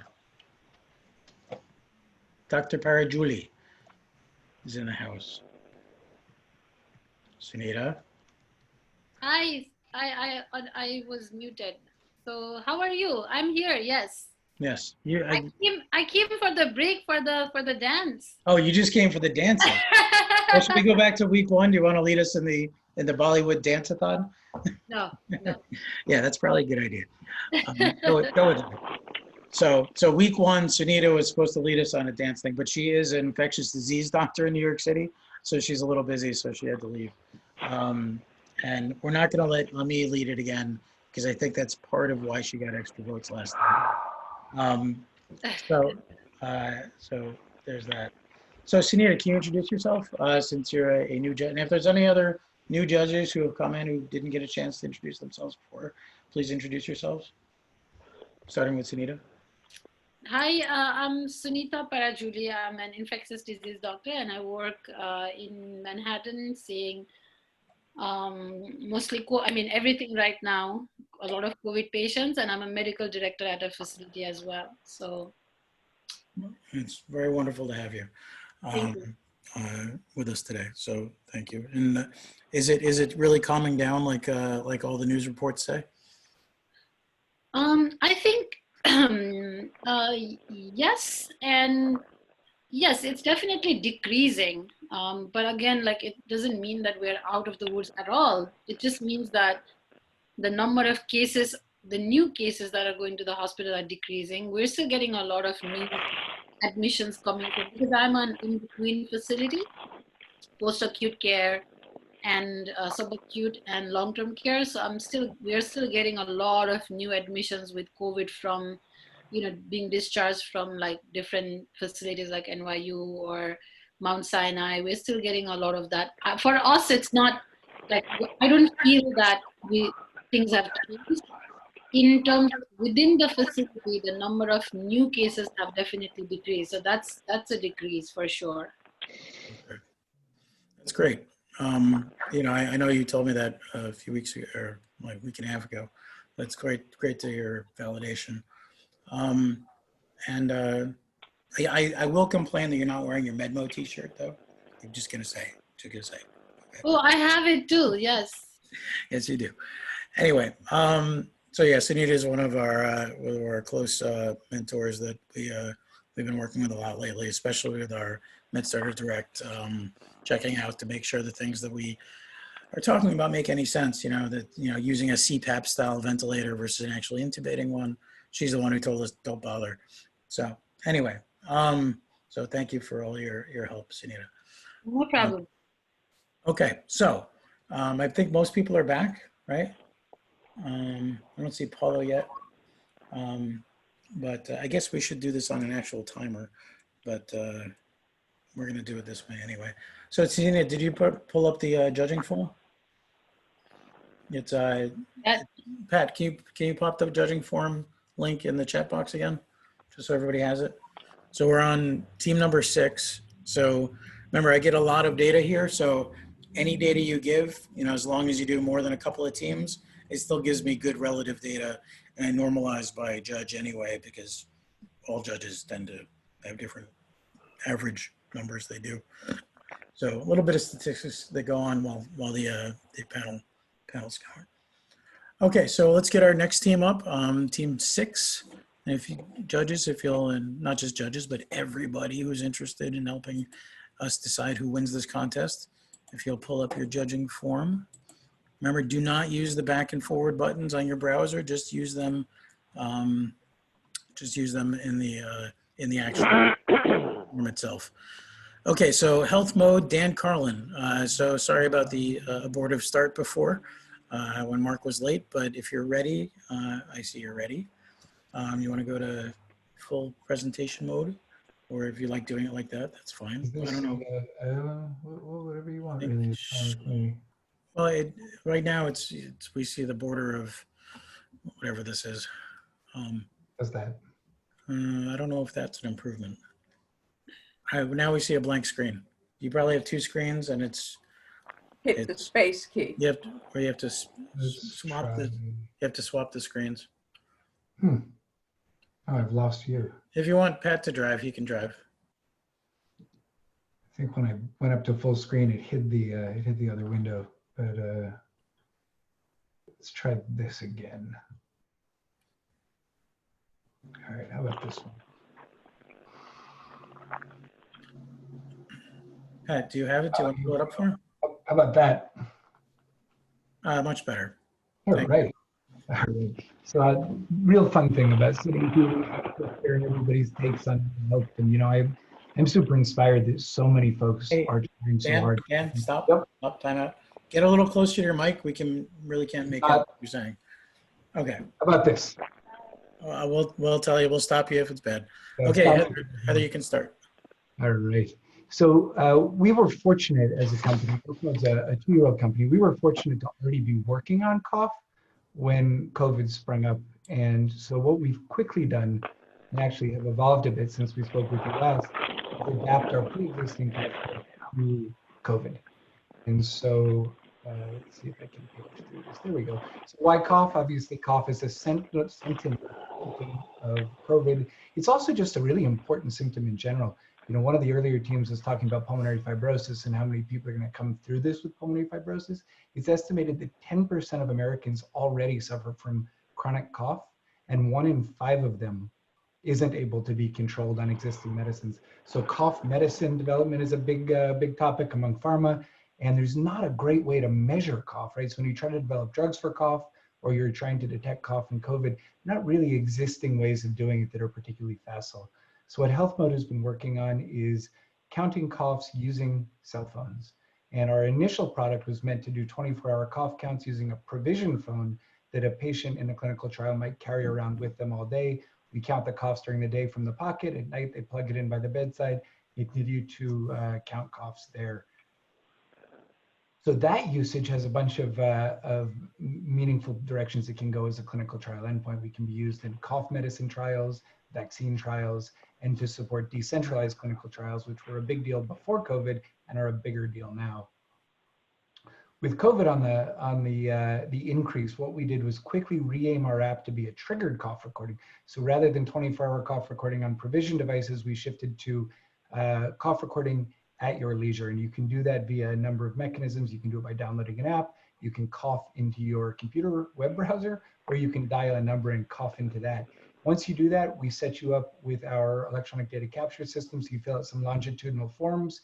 And over time, we hope to collect enough coughs and longitudinal follow-up data to start to get at Bayesian probability estimates of the likelihood that someone has COVID based on their cough sound, and the ability to anticipate a clinical course based on the cough sound. And for folks who've been working in the hospital, as I have been a bit, which is never a good sign when a psychiatrist is operating ventilators, but the ability to predict course is especially important.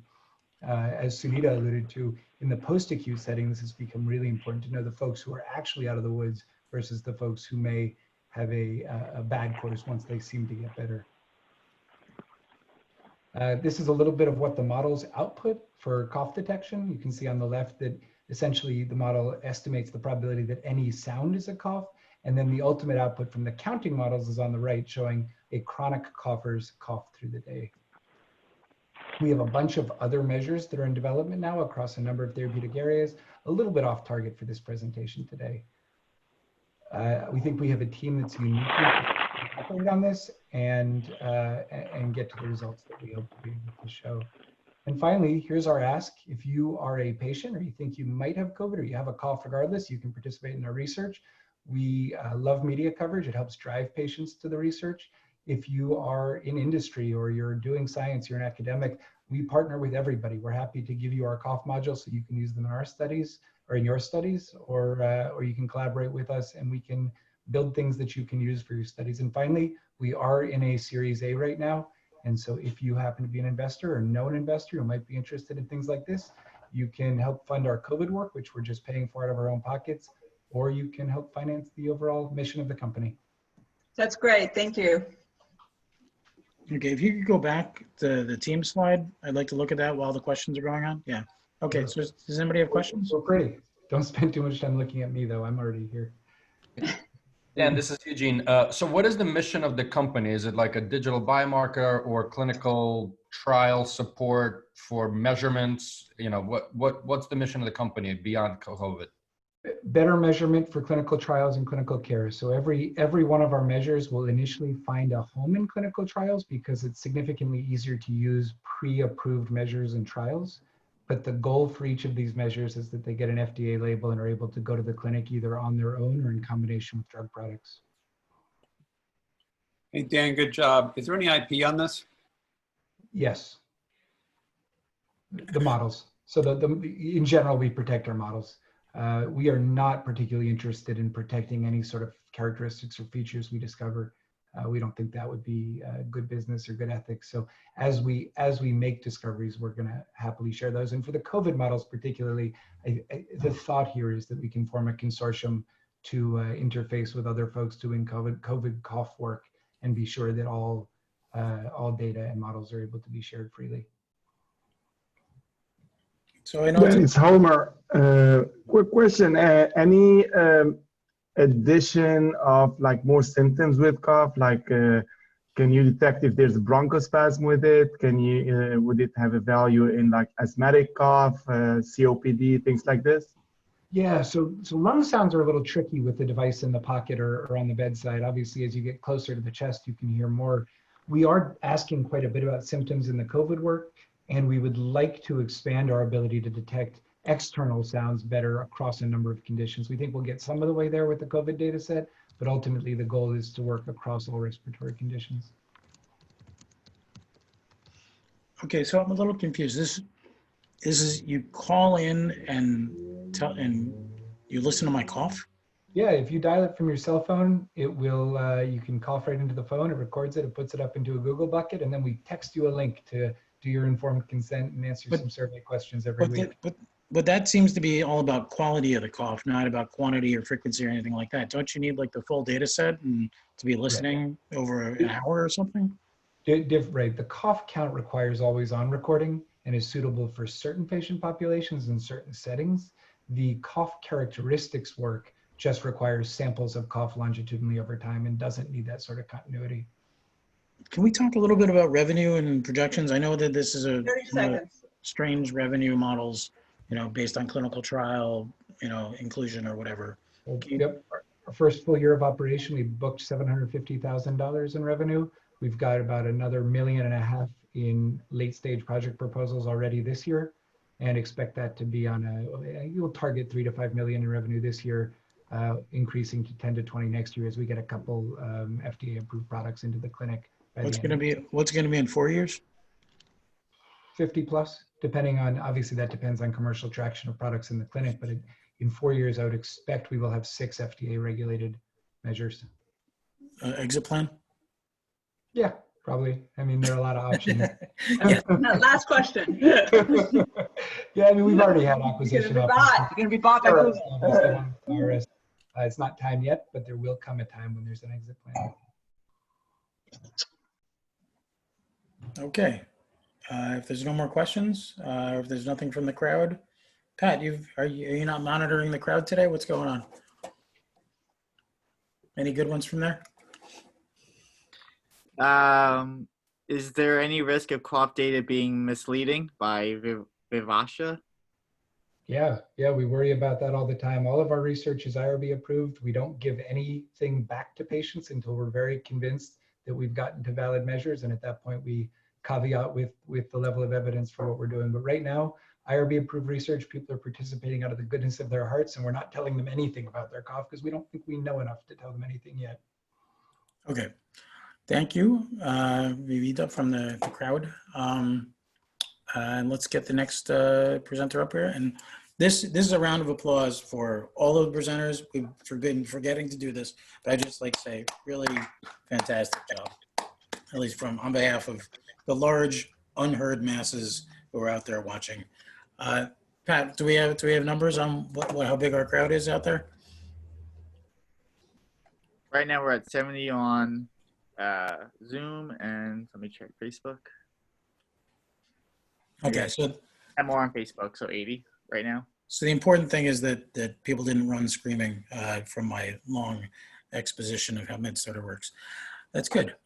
Okay, so we're up to MedSys by Glenn Robertelli. So who's driving on this one, Glenn? Are you driving or are we driving? This is Jeff from Nexus. Glenn presented last time, but you'll have me today, and I'm driving if that is okay with you. Well, just get it up, get your share going, and we'll see. Fantastic. Slides are up. Tell me if you can see them and hear me okay. They look fantastic. You sound good. Judges, I assume you guys are all ready, unless somebody says no, you're not. Great. Heather, whenever you're ready. Ready. Okay, let's go. All right. I didn't hear any no, so I'll assume yes. So great to be with you, everybody. I'm Jeff from Nexus, and we do critical care automation. So in critical care, about 80% of patients experience dysglycemia, whether they're diabetic or not. High blood glucose will kill you slowly, and a low blood glucose will kill you quickly. There's a bunch of different indications demonstrated in clinical studies that have shown the impact of glucose control in these populations. COVID data released just this week, 88 hospitals in 11 different US states show that mortality is 4-fold higher when diabetic patients have glucoses that are poorly controlled, and 7-fold higher when non-diabetic patients have glucoses that are poorly controlled in hospital. Unfortunately, the way that we do this today is very manually intensive. It's labor prone, it's imprecise, and it just doesn't work in today's COVID world. It's labor intensive and it's close contact with the patient. Already you're seeing clinicians reject the current status quo in care. You've probably seen pictures that look like this. Those are infusion pumps moved out into the hallway with tubing lines run underneath doors. So anything that can be remotely controlled is being remotely controlled.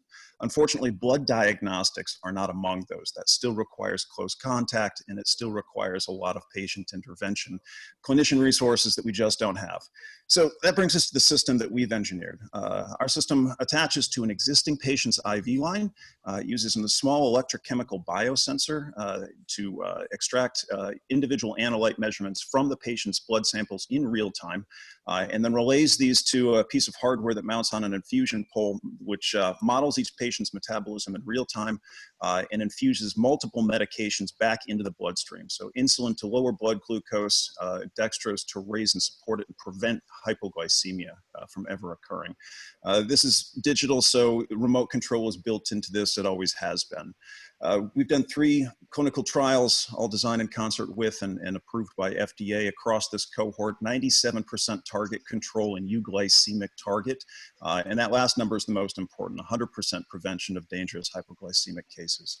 This is what this looks like across the entire cohort, normalization into proper euglycemic control by hour 3 and stability thereafter. So we filed for CE marking earlier this year. We expect a decision on that within the next 60 days. We have an initial launch planned in the Middle East with the Dubai Health Authority, which is the Ministry of Health and purchaser there for Dubai. For half of their ICUs, that initial customer deployment will make the company profitable on day one. That's something we're looking forward to the end of this year, the beginning of next. As you can probably appreciate, they've been a little bit busy, so the timing is maybe a bit indeterminate. We're planning an FDA submission for 2021, but looking at ways to accelerate that now in light of the COVID situation that we're experiencing here in the States. So I'll talk a little bit about the biosensor and what we do today. So the initial biosensor chemistry is 30 seconds. lactate, hematocrit, and blood temp. The things that we've already validated and have the possibility to do technologically include electrolytes and a host of other indications. So we're talking about moving the chemistry panel to real-time passive indications that don't require clinical intervention for all patients in ICU. This is building a model of human metabolism, and it's doing it in a way that doesn't require the individual clinician to interface with the patient, and that also makes that information transparent over distances. So happy to dig in where it makes sense, but I'll leave it there for now. Thank you very much. Thank you.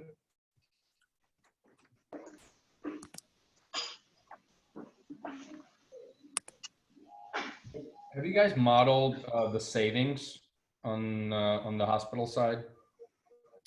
Yeah, we've modeled it, and we've done it with individual hospital partners. There are independent studies that have done this beyond ours. I would probably recommend that people look at the Triumph 2 study that was done out of UCLA by Dr. Sadhu a few years ago. They found that the individual savings on a per ICU admission basis was roughly $10,000 US per patient. I love it. How much is a typical setup? Do you estimate the cost for a typical setup of your solution? Yeah, so we try to stay off the CapEx budget for obvious reasons in the purchasing cycle. The operational budget is where we really want to live. Hospitals get paid to treat patients. We play with that. So the blended cost across the various geographies ends up being about $250 per patient per day. Changes dramatically on which geography you're talking about. The hardware itself does have a price tag, but it's not financially necessary for us to recoup that investment. The COGS on the hardware are in the $3,500 to $4,000 range in the early stages of deployment, and we've got nice margins on the consumables, which is really how we make our money out in the OpEx budget. Thanks. Hospitals don't go for per patient, per day for that model. It's an enterprise model, to be honest with you. For a large academic medical center, they'll never go for a per patient per day. It just won't work. That hasn't been our experience with the existing customer conversations that we've had. And there are advantages to that, which we could dig into if you've got the time and interest. I think that there's some winds changing in hospital purchasing. Yeah, great job. Can you talk to me a little bit about the IP you have on this? Yeah, absolutely. So 6 patents approved already, all filed under the PCT, electing materially all of Europe and the United States. 4 more families of patents that have applications in the hopper now, but the applications haven't been granted yet. And they span a number of different individual aspects of the technology. Can you tell me about revenue and what your projections are and where you're going with this? Yeah, the initial customer rollout is $7.5 million for the first year, and then $6 million recurring year after year, and that's for approximately 50 individual, setups. Maybe for the sake of time, I'll pause there and see if you have a follow-on. Well, there will be follow-ons, but not yet. Yeah, good. Okay. Any good questions from the crowd, Pat? Any competition, Jeff? What is the, I'm going to say this wrong, contraindications? Yeah, you got it. Fluids on the port the sensor is on. Yeah, so same as you would probably normally expect with anything that's glucose interfering. So we've tested on the battery of tests that you would normally see for a glucose analyzer, and it's resistant to things like ascorbic acid and acetaminophen and all the other usual contraindications you would see for glucose. That's not a real risk for us.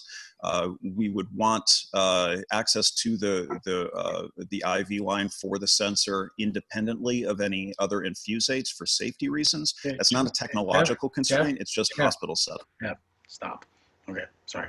Fair enough. It's meant to be one last quick question. Okay, right. So let's pull up the next one. Great job. Very excited about what you guys are doing. And please go to the chat box and answer the questions there. And I think also one of the judges had another question about competitors. So if you could please answer that question over there as well, we'd all be appreciative. Happy to. Thank you much, everyone. Okay, so let's bring up the next one and let's get to the finish your judging. This is Elemento. I always want to say P after that. By Arup. So is Arup here? I'm here. Can you hear me? Hey, there you are. Yeah. Yes, you are here. So judges, are you guys ready for our next pitch? Everybody good? One giant hooray. Yes, we're good. No, okay. That's the problem with everybody being on mute. I feel like I'm talking to myself, although I know I'm not. Anyway, I just want to thank everybody for coming here. It's always very gratifying to imagine doing something crazy like doing an event and then everybody showing up.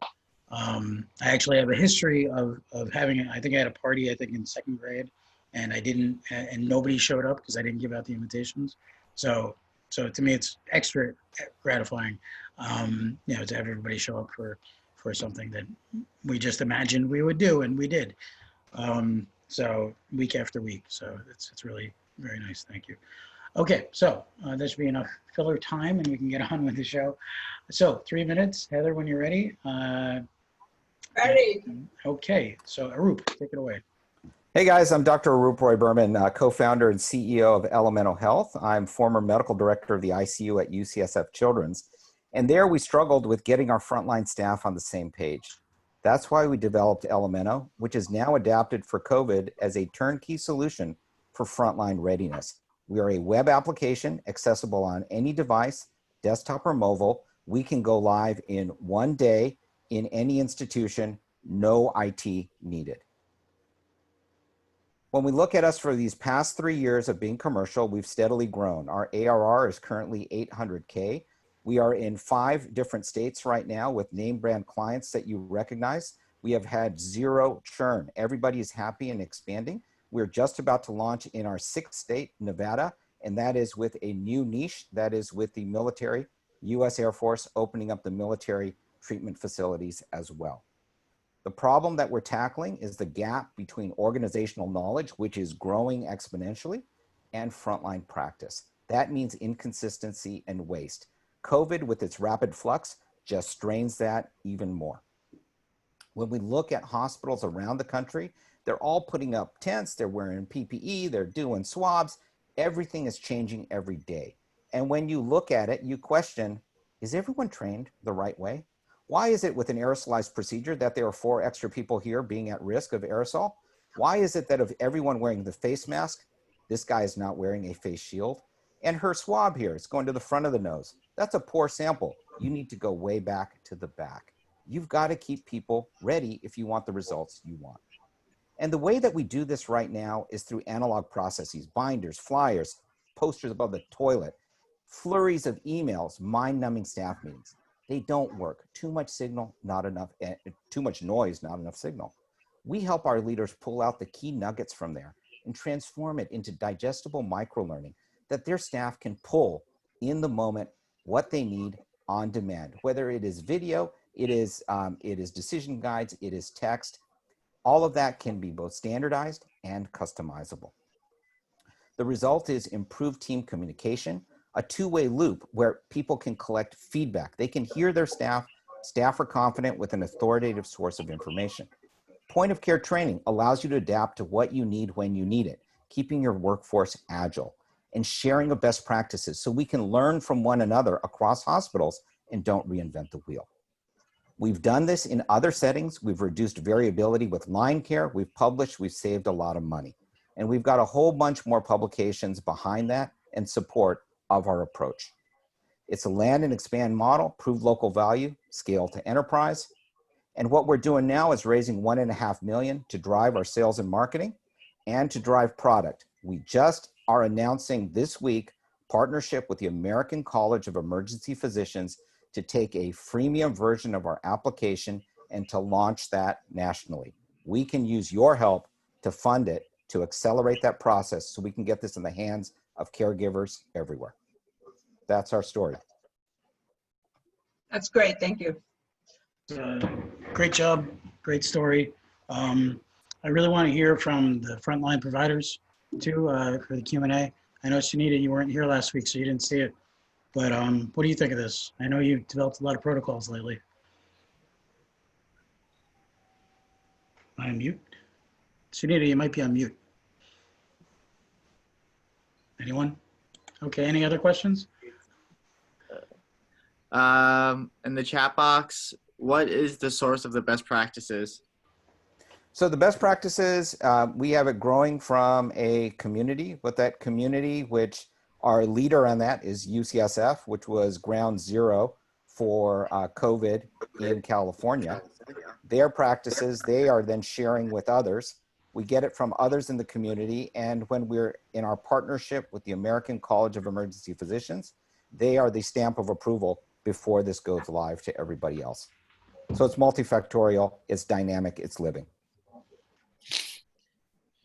Hi, yes. Hi, Alex. I know you called me. I got distracted by a call, but I quickly reviewed or I heard something. And I think this will be a very useful is this going to be an app? I'm sorry. Is this going to be an app and then it will be? It's a web app. You don't need to download anything. It's all on the cloud, makes it simple, branded for your site, allows a medical director like you who spent a lot of time coming up with protocols. We Yeah. give you a platform to transform it and deliver it. And as a bonus, you get to measure of your 100 staff, who's engaged, who hasn't, who liked it, who didn't, what do they say could make it better? What else are they looking for that they can't find? So you can do your job more effectively. And your source of information, like you have source of information from everywhere. Do you include CDC? Like, you know, what are your authorities? So if you are a medical director there for your hospital, you can look at our shared library, pick what you want. You can point to external resources that you like, pull those in, and you can put your own in. And if you want to make it shareable to other managers, you can, and then other hospitals can learn from you as well. In the context of COVID, that is going with the brand of the American College of Emergency Physicians and their expertise for all standard content pushed out. Okay. If your background noise, please mute. You different than up to date, which is kind of so up to date kind of the standard in care. Up to date is an editorial panel of experts, great content that they give, but it is standard, it is generalizable content. In your house, there are so many workflows you need to get done so that your staff can do the right thing with the resources and patient population at hand. Up to date doesn't cover that. We're at where the rubber meets the road. So the local managers can bring in their additional practices to complement that. The other piece is it allows the creation of user-generated content, which then can be shared with other organizations as well. So we drive a community and network effect, whereas up to date is solely a top-down modality. Quick question on human behavior. This is Eugene. So the picture that you used for COVID about the procedure of doing the test and people standing around, you know, unless they were trained before, you know, I'm not sure if that was a good example or am I missing something? What you wouldn't be able to interface there, right? Sure, you could interface there. If you're walking into the tent, you're looking at what are the things that I need to do before I do it? How do I put on my PPE? How do I do that swab in the moment? That's when we look at why do we go to Google? Why do we go to YouTube? We go for that information nugget that I want in the moment. And that's what we facilitate. All right, 30 seconds. I had a question, this is Hurd. So for example, if the community of people who are watching certain whatever training videos or whatever it is, and they like one video more than the other, does that get higher up in their feed? Do they get content based on what other people have reacted to?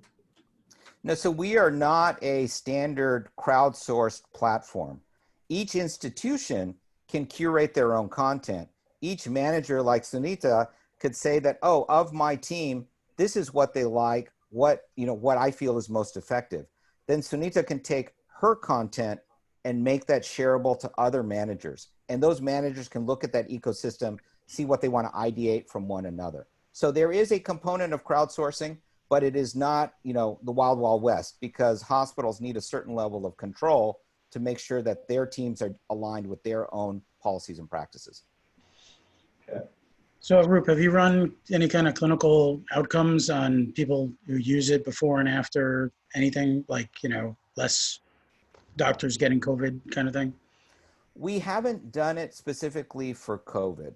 We've done it for other use cases, as I'm showing here with the central line IV infections. You had intervention group, you had a control group. Intervention group got our approach, the others got the standard approach, and we could see the difference there of the improvements. In regards to COVID, our biggest champion is the Department of Emergency Medicine at UCSF. They're the ones who took this nationally to ACEP. They're the ones who've prompted the expansion in EDs around the country. So I guess that is for you a bit anecdotal, but at least it is with brand name, highly trusted clients. That's a great answer, Roop. Fantastic job. And once again, I am so impressed with everything you guys are all doing, not just at LMNO, but all these teams. You're the best of the best. So it's great seeing you all. And I fall in love with startups all the time, and this is a great experience for me, at least. So I hope you guys are enjoying it. Okay, so this is a team this is a true wild card. David So it was the very last application that we looked at. So he got in the last minute. Is David here? Yeah, there you are. David, are you driving, or do you want Pat to drive? You got your mute button on? If you can unmute him, Pat, that'd be great. He's on a phone, it looks like. Okay, can you hear me now? We can hear you now, Dave. Try Excellent. say a few more words to make sure we can hear you well. Yeah, I'd like Pat to drive on this one. Okay, Pat, pull him up. If that's okay, and I'll just say slide. Yep, that's why we have that. Okay, so if judges, if you'll fill out number 8, this is number 9. You should see number 9 at the top of your screen. So this is something I think we can get into manufacturing and get out to market really quickly. It's been sitting on the shelf as an idea for way too long. I wish we had it before. Pat, do you have his deck, or do you need it sent? We can't hear you, Pat. I have it, I think. I should have it.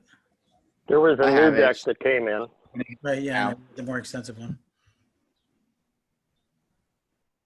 So everybody, I'm Dave Frericks. I'm president of Lincoln Advanced Technology. Dave, stop. And David, stop. Okay. I like it to be, the right way to do it. So it should be coming up now. And if you want to talk about, your journey as an entrepreneur or something like that, something that's irrelevant to the actual deck presentation, but it looks like we're about to have it anyway. Oh, this is Google Slides? Yeah. But it wasn't a native Google Slides application, was it? Okay. That was powerful. Oh, let's see. Well, it might work fine. Alrighty then. So Eugene, what's the panel discussion going to be about? Oh, it's going to be a surprise. Okay. Well, Aline, as you know, Aline's in Barcelona, so. I know, we chatted. I just got a debrief of what you guys did last week because I couldn't attend. And I'll give somebody a hint, or everybody a hint that it's not going to be directly related to COVID. Okay. It's just going to be all about your coach? Yeah, good idea. Yeah, that's it. It's the your coach pitch. Well, you did the MedStartr crowdsourcing pitch before, so I might as well do it. No, but I will come up with something I think fun, and hopefully people will take out things out of this. Look, I mean, as you know, I originally took over the Meetup group as a way to promote Fair Care MD, my startup at the time. So I do understand the cross promotion opportunities that come from being the contributors and creators of these things. This is as far as I go. Look, my finger pointing. That's it. That's mine. Yeah, that's me. Yeah, they all point to me. So Pat, is this as good as we're going to do with this? Can you go to present mode? Is it not on the top right? It looks like there's a present option. present mode for you? No, on your screen, on I think top right. different mode. Wait, for mine, it's in present mode already. One sec, maybe I have to reset it. Oh, there it goes. That looks perfect. Excellent. Okay, so now timer. Let's go. So welcome to the wild card. All right, I'd like to thank everybody for attending today. I'd like to thank Alex in particular for allowing me to present. I guess this is a wild card, but there couldn't be any other technology that is more on point for what's taking place today. Slide. Next. Lincoln is an early stage pre-revenue company based on the idea that a new level of respirator is needed, particularly one directly on point for pandemics. We have successfully created fully functional prototypes that have tested at or above N95 level. We are about 8 to 12 months from manufacture and sales with sufficient assistance. Slide. The device is called Respira. It is unlike any other respirator that's currently on the market. is a full face device, which means that it protects the eyes. As some of you may know, COVID is capable of ocular transmission, which means that covering the nose and mouth is insufficient. Also, Respira filters exhalation as well as inhalation through a separate cartridge system. This is unlike any other device that's currently available anywhere worldwide. By filtering exhalation, you prevent people from causing the disease to be transmitted to other people. Cartridges are disposable. The mass body is cleanable and sterilizable. We have multiple sizes, including a pediatric size, which is unusual for this type of device. Slide. These were the initial medical and first responder market organizations that we intended to approach. Where's the? You are familiar with most of these. As you can imagine, the desire for a device which is much better than an N95 is very strong. Next slide. Oh, this is actually the wrong deck.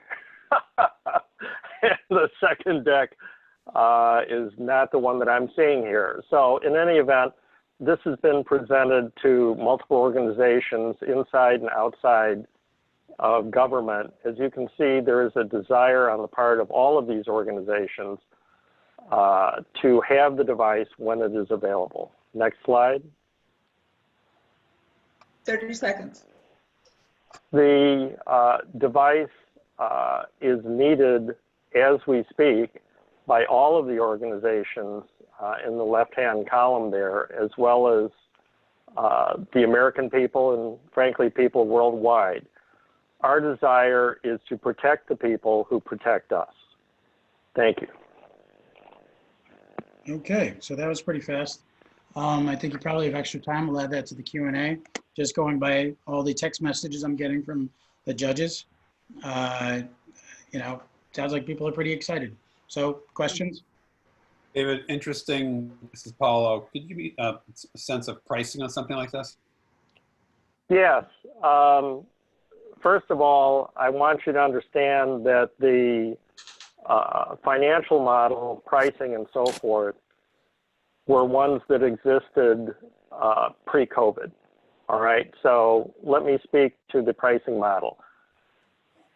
In our current model, the price of the device itself was about $75, and a set of cartridges, both inhalation and exhalation, was $12.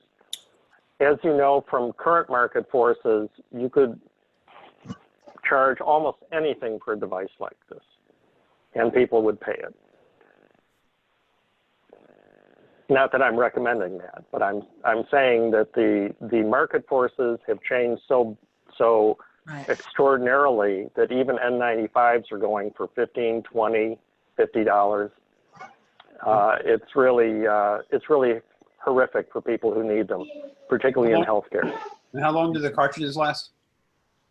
It depends on the circumstances under which they're used. If you're a medical worker and you're doing intubations, you have to swap them out as soon as you're through with the procedure. If you're working in some sort of a office situation and no one is known to have the disease locally, or rather in the area around you, they could probably last for up to 3 days. There are materials both in the cartridges and in the mass body themselves, as well as the filtration material, that are biocidal and kill both bacteria and viruses. So can you tell us what production you already have underway, and do you already have orders aside from general interest? No, at this point we have 3 fully functional prototypes that have been tested. We have no orders. This device does not exist for manufacture at present. We require further funding to complete the engineering and move to market. Once again, I regret that the real deck didn't show up, but we're at least 8 months or more, 8 to 12 depending on who you talk to from market. Can it be done quicker? To some extent. But all of the organizations, I mean, who would not want a device like this at this point? We have a lot of interest from the Department of Defense. As you know, a number of naval vessels have been sidelined. They don't even have the ability to protect people on board ship. There is no major organization that I've ever spoken to that did not want this device when it was available.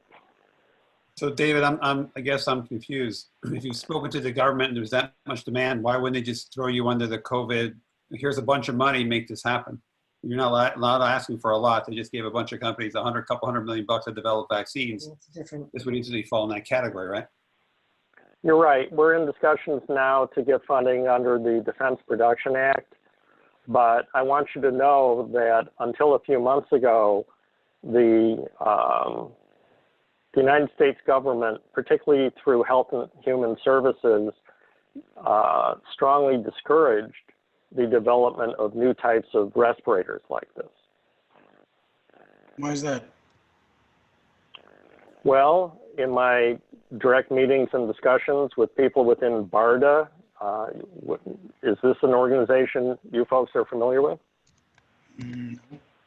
Okay, BARDA is the research and development group within HHS that is charged with developing new vaccines and to a lesser extent, medical devices for use in the Strategic National Stockpile. And they told me point blank that any device that was not specifically compatible with 3M devices would never be funded. So my takeaway from that was that 3M was a sacred cow and they would do nothing to interfere with their market position. So David, once you're producing these, what kind of scale can you get this to? The intention would be to license the production of this device in multiple countries around the world and have multiple locations within the United States produce them. Now, the fundamental manufacturing technique is through injection molding. And so the inherent parts can be produced rather quickly. But the only way to truly scale it up or scale it up internationally, as Alex has asked other folks, is to license it out to other medical device manufacturing organizations and allow them to produce them as quickly as possible. Okay. Great. That's great. Thank you. So I don't know if anybody's watching the chat box, but Elemento just posted their project. So about 5 of the teams that are on stage today, Face-to-Face, Health Mode, River Biosciences, Phenomics, a couple others are already listed on the showcase, and there's probably another 100 more or so coming. So I know a lot of people are working on their projects.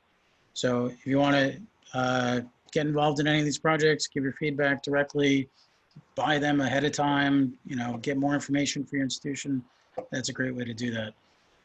Really fantastic job, David. And I do think that you can get that much faster. We're going to put you in touch with our design build team, which is good, really good at that stuff. Thank you, Alex. And thanks to everybody for hanging in on the presentation today. Well, we can always fill space, right? So, and also make sure, David, I know you're on the phone, but go check in the chat box. You can see Moni Weichler has a question for you. He's about fit, and I know that you said you had 4 different sizes. So if you can answer those questions there, that'd be great. And also don't forget to get your project up on MedStartr because I want to buy that thing now, okay? Also, I want you to put a Bluetooth chip in it so that I can also answer my phone with it. Actually, if I can pitch a little bit more, the device is set up in such a way, in fact, even our prototypes have this, so that it will connect with radio systems. Motorola is one of our... David? Yes. Just say, yes, I have that. It's great, and it'll do Bluetooth too. Okay, next presenter. Great job, David. All right, thanks. We're very excited about what you're doing. We hope to help you get out to market faster. Thank you. Okay, so our next presenter, and hold on, I got so excited I didn't fill out any of my forms. So make sure you fill out your forms. Where the fuck is my stuff? And okay. So our next one is our last one, HubSpring. This is our last wild card. Pat chose this wild card. So Pat, tell us why you chose HubSpring. Pat? Okay, well, Pat's probably busy doing other stuff. Or he's on mute. No, he's busy. He's on mute. No. He's busy. Doesn't want to answer. That's confidential. I can't tell you. You're really just not going to answer. Oh, I picked them because they were selected to go last week. Oh, because they didn't make it. Oh, I see. Because, so this was, we couldn't fit you in factor. So this is a true wild card. Okay, well, that's very exciting. So they were highly rated in our judging process and then didn't make it onto the stage. Got it. Okay, so another brand new company, HubSpring. And now this is by a woman whose last name was Greek and started with an X. Xistris. Sylvia, how do you spell it? How do you pronounce it? It's Xistris. Kistris. Got it. Thank okay. you. So can everyone see my screen? We can see your screen just fine. Okay. Heather, are you ready? Heather's got the thumbs up, so whenever you want to start, Sylvia. Okay, fantastic. Hi, everyone. I'm Sylvia. I'm Director of Operations at the Hub. And the Hub was born out of necessity. In our own healthcare practices, we know and have experience that healthcare is in the dark ages.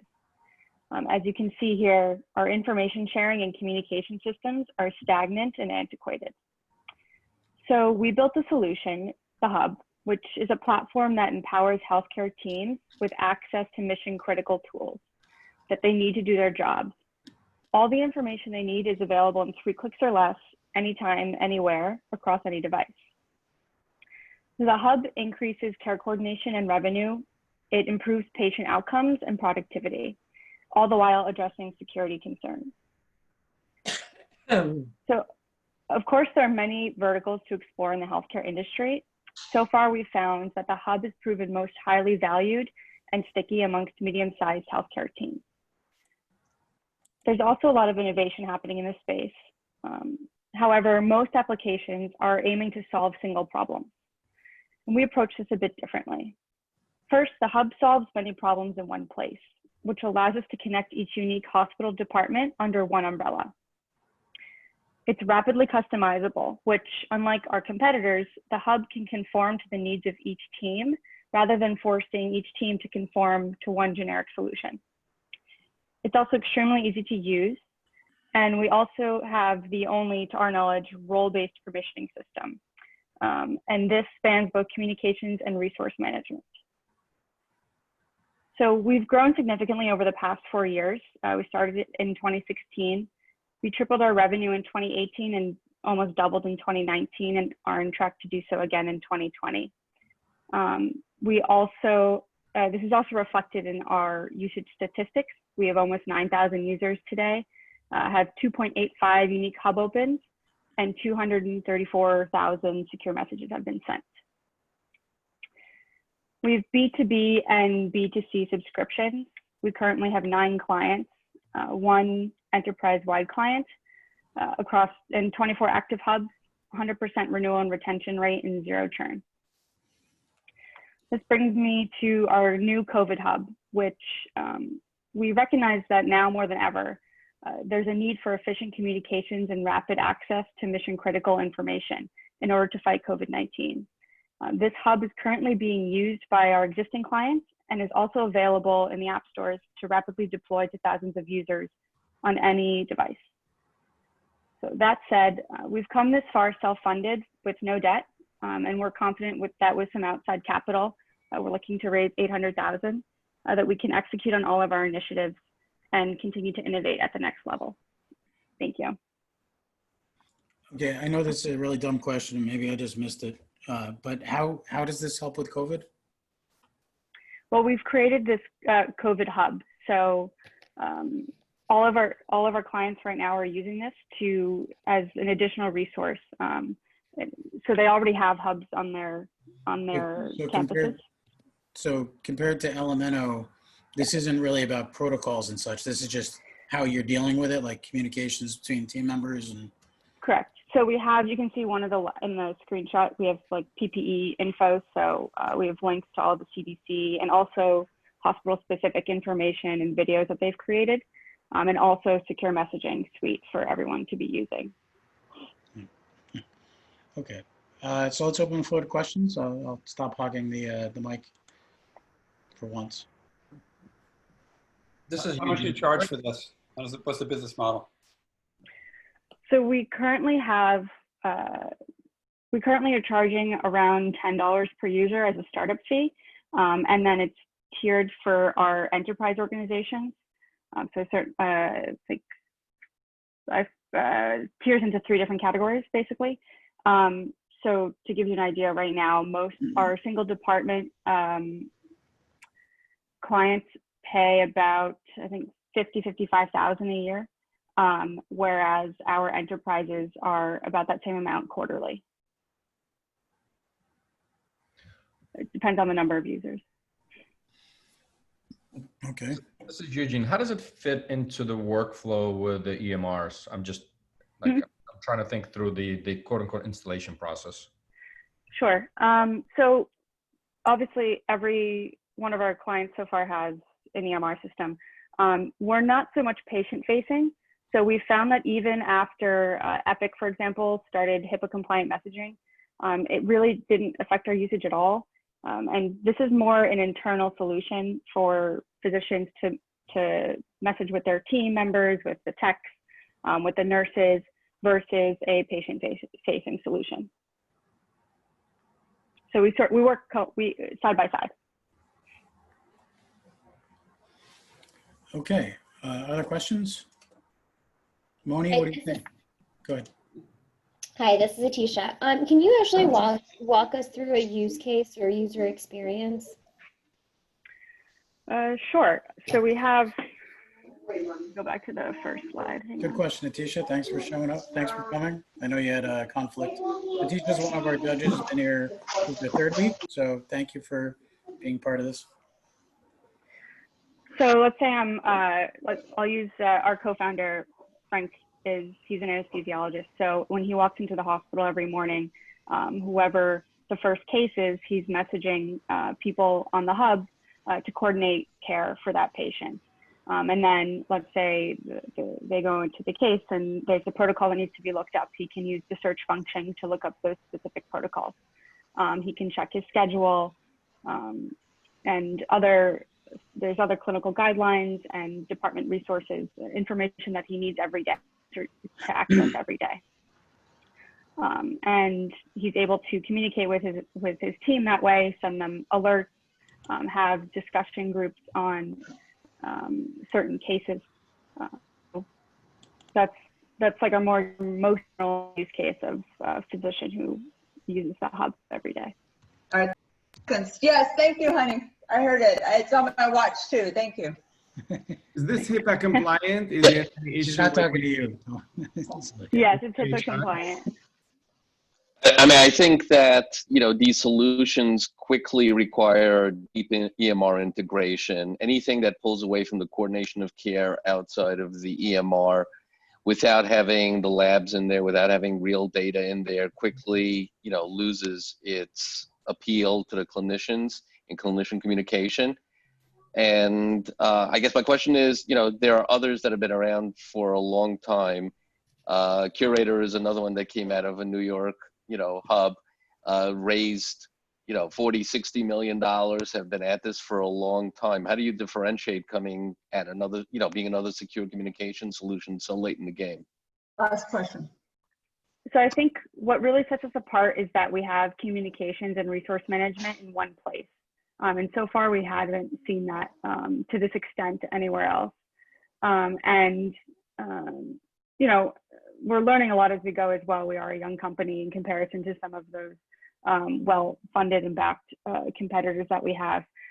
But we really pride ourselves in being an internal solution, internal facing solution, rather than trying to compete with, let's say, the EMR systems or other patient facing options. Okay, so that was the last question for the last pitch. And I want to thank everybody for your involvement in this. It's really been a fantastic show. Great job, Sylvia. Good Thank you. progress. And honestly, my due diligence team is going to have a shit ton of work, okay? Because honestly, we're probably going to put all of you guys into the process if we haven't already. So even the wild card. So you guys did fantastic. Very impressed. A lot of the responses are going to be about how we prioritize and what we do next. I do encourage everybody, if you haven't already, set your project on MedStartr. I don't know if you know this, but there's a number of healthcare innovation communities in the world. Eugene started this one, but there are hundreds of others that that we helped create, train, and create. So Aline, for example, ran 8 of them in Europe, and there's about, I think, 218 Health 2.0 communities. Eugene started the first one, and then we, helped it expand. And the second one and the third one too. No. Yeah, you did Amsterdam and Berlin too, right? Dusseldorf, and then Dusseldorf. with Bayer and Berlin. Indeed. Yes. Anyway, so we're the old men of this game, in that, but we also have lots of people who help spread the word. One of the things that happens when you have a MedStartr program, we use social media to spread the word. So in one contest, for example, we had 88 million impressions on Twitter and 250,000 visits on the site, which led to 17,000 times people clicking on the 130 projects that were live on the site at the time. What that did was it made us trend, and it made us everybody pay attention, not to us, but to the projects. And those projects got 3,100 offers to partner, mentor, pilot, and fund, or other, when we did that project. So we've got big partners who will help spread the word. So get your project up on MedStartr. Okay, so that's enough about that. And you might say that I'm advertising for MedStartr, but honestly, we're just a platform. What you guys do with it is completely up to you. So, but one tide lifts many boats, and so that's why we think, everybody should be there. Okay, that's it. I'll shut up. Judges, I see we've got 18 responses. That's fantastic. I've got my work cut out for me. I will shut up now. Is anybody not finished their judging? Anyone? So if anybody hasn't, please finish it now, because I'm about to download the data and then start massaging it. And judges and presenters, don't go anywhere. You will each take part. And if you want to be promoted from the crowd and you want to have something to say in this, please just message Pat directly with your LinkedIn, and he'll be the arbiter of whether or not you get to join the conversation as a panelist. Okay, I'll shut up now. I'm going dark. We're gonna have fun, and I think just kind of thinking back on the last month, at least for me, I know there's been a lot of topics. I think the first time we talked about testing. Last week, what we're thankful for. What I'm finding is, I think as we're sitting in front of these screens, I honestly get a much bigger appreciation and better appreciation for customer service representatives. I feel like we're, in front of the screens constantly, but I also do find that there's much more time. And personally, between saving the time on travel and things like that, so I'm actually picking up a lot more books, literally physical books, just because I'm attached to digital devices all day long. And so with that, I actually wanted to resurrect some old reads that somewhat connotate to our pandemic, but also helps us get out of it and think maybe a little bit differently. So all the judges and presenters, I see the Brady Bunch. I know a lot of you guys muted yourself and hopefully didn't walk away. I'll start, which as I've been talking, I hope you guys are kind of jiggling your memory on the books that you're either reading now that you would recommend. And I would love for you guys to put actually a link to it in the chat if others find it useful, helpful. Almost like a library, for lack of a better term, going from digital to physical in your own home. So I'll start. Obviously, I had a little bit of time to kind of peruse my own, the ones that I'm gonna resurrect. I just resurrected in the age of surveillance, or conversations about surveillance, is The Circle by Dave Eggers. Just curious, and maybe just by raise of the hand if you guys have read it or heard of it or no. So the short version, a woman starts in a Google-like campus that indexes all your data, and there's a lot of surveillance, and it's a balance between democracy, as you can see some of the discussions that are ongoing now, especially in the East with contact tracing and things like that. I'm only going to ask for one, but I'm still buying time for you guys to think through. So I'm going to give one more because I had the extra time. And this one is an oldie. It's almost 10 years old. I actually don't remember anything from that book, but I remember reading a lot of Clay Shirky books.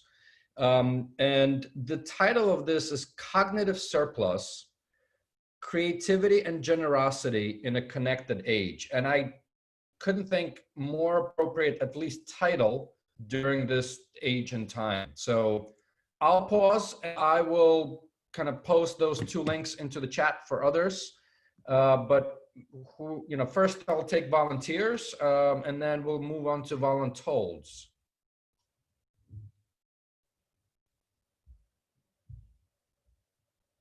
I'm gonna count down till 10 and then I'm gonna go to the voluntolds.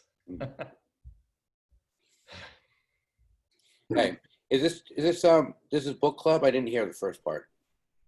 Yeah, I mean, you can call it a book club. I was trying, John, not talk about COVID, not talk about pandemic, but actually something that resonates with the topic, maybe similar, but we have more time to read. And, I know I listen to a lot more music, read. I actually do less podcast listening personally. Well, I'm doing a ton of podcast listening.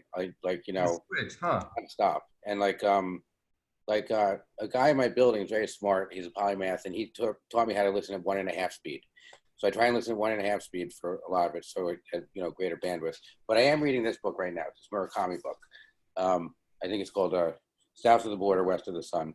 It's a typical Murakami book. So although it's thin. So I've had a hard time reading. I used to read like 2 books a week for like my entire life, but the last few years it's been difficult.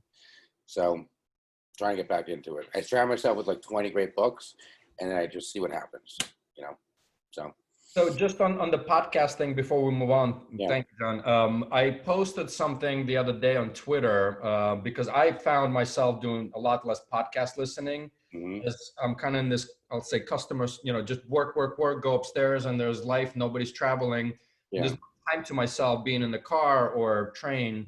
So I actually posted a Twitter poll, which I got maybe like 30 responses. Are you finding yourself listening to more or less podcasts? 89% of people, and again, small sample of 30, said listening to less podcasts. So how about this? Anomaly. I think I have it playing more, but I'm paying attention less. So that's listening less, I guess, ultimately. So.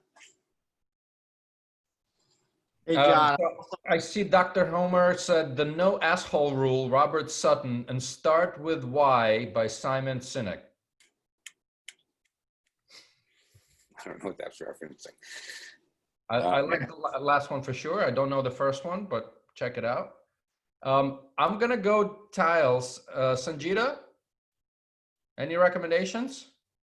Yeah, for sure. So I've been mixing between fun or relaxing or spiritual and some innovation ones. So for fun, I read Calvin and Hobbes when I'm not ready to chill. And that's super fun. So any comic, cartoons and comic books. The other one I went back to and read was Tuesdays with Maury. It talks about, the 5 people you meet in heaven. So I thought that was, relevant given that I'm a cancer nurse and I've seen a lot more deaths in the last few weeks since COVID started. So that gave me some peace. And then on the work side, I've been reading Hard Thing About Hard Things, which is a really great book. It is. Yep. Read that one. And if you guys don't mind, just post it in the chat. So I don't know if Pat, if we want to do something with it afterwards, as far as like a recommendation, MedStartr book recommendation. But David, I'm just going, there's no particular order. I'm just going how I see the tile. So David Weinstein, anything you're resurrecting? You're on mute. I just posted it, The Hot Zone. I forgot who the author was. It was the accidental importation of Ebola into the US and how it was stopped.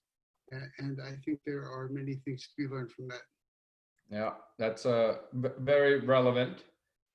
Sunita, I'm gonna move on to you. You look very concentrated. So I don't know if you're just searching your Kindle library or. But no,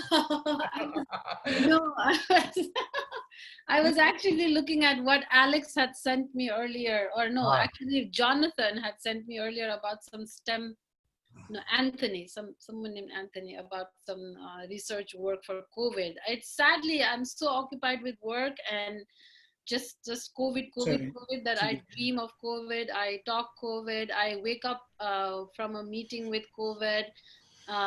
It is like, it's very difficult to distract myself. I try to meditate before I sleep.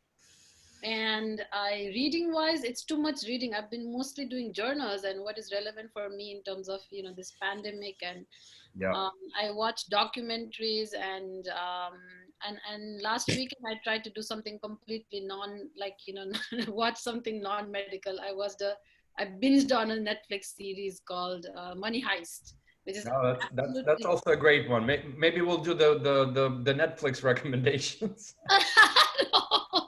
But book-wise, I have to tell you something.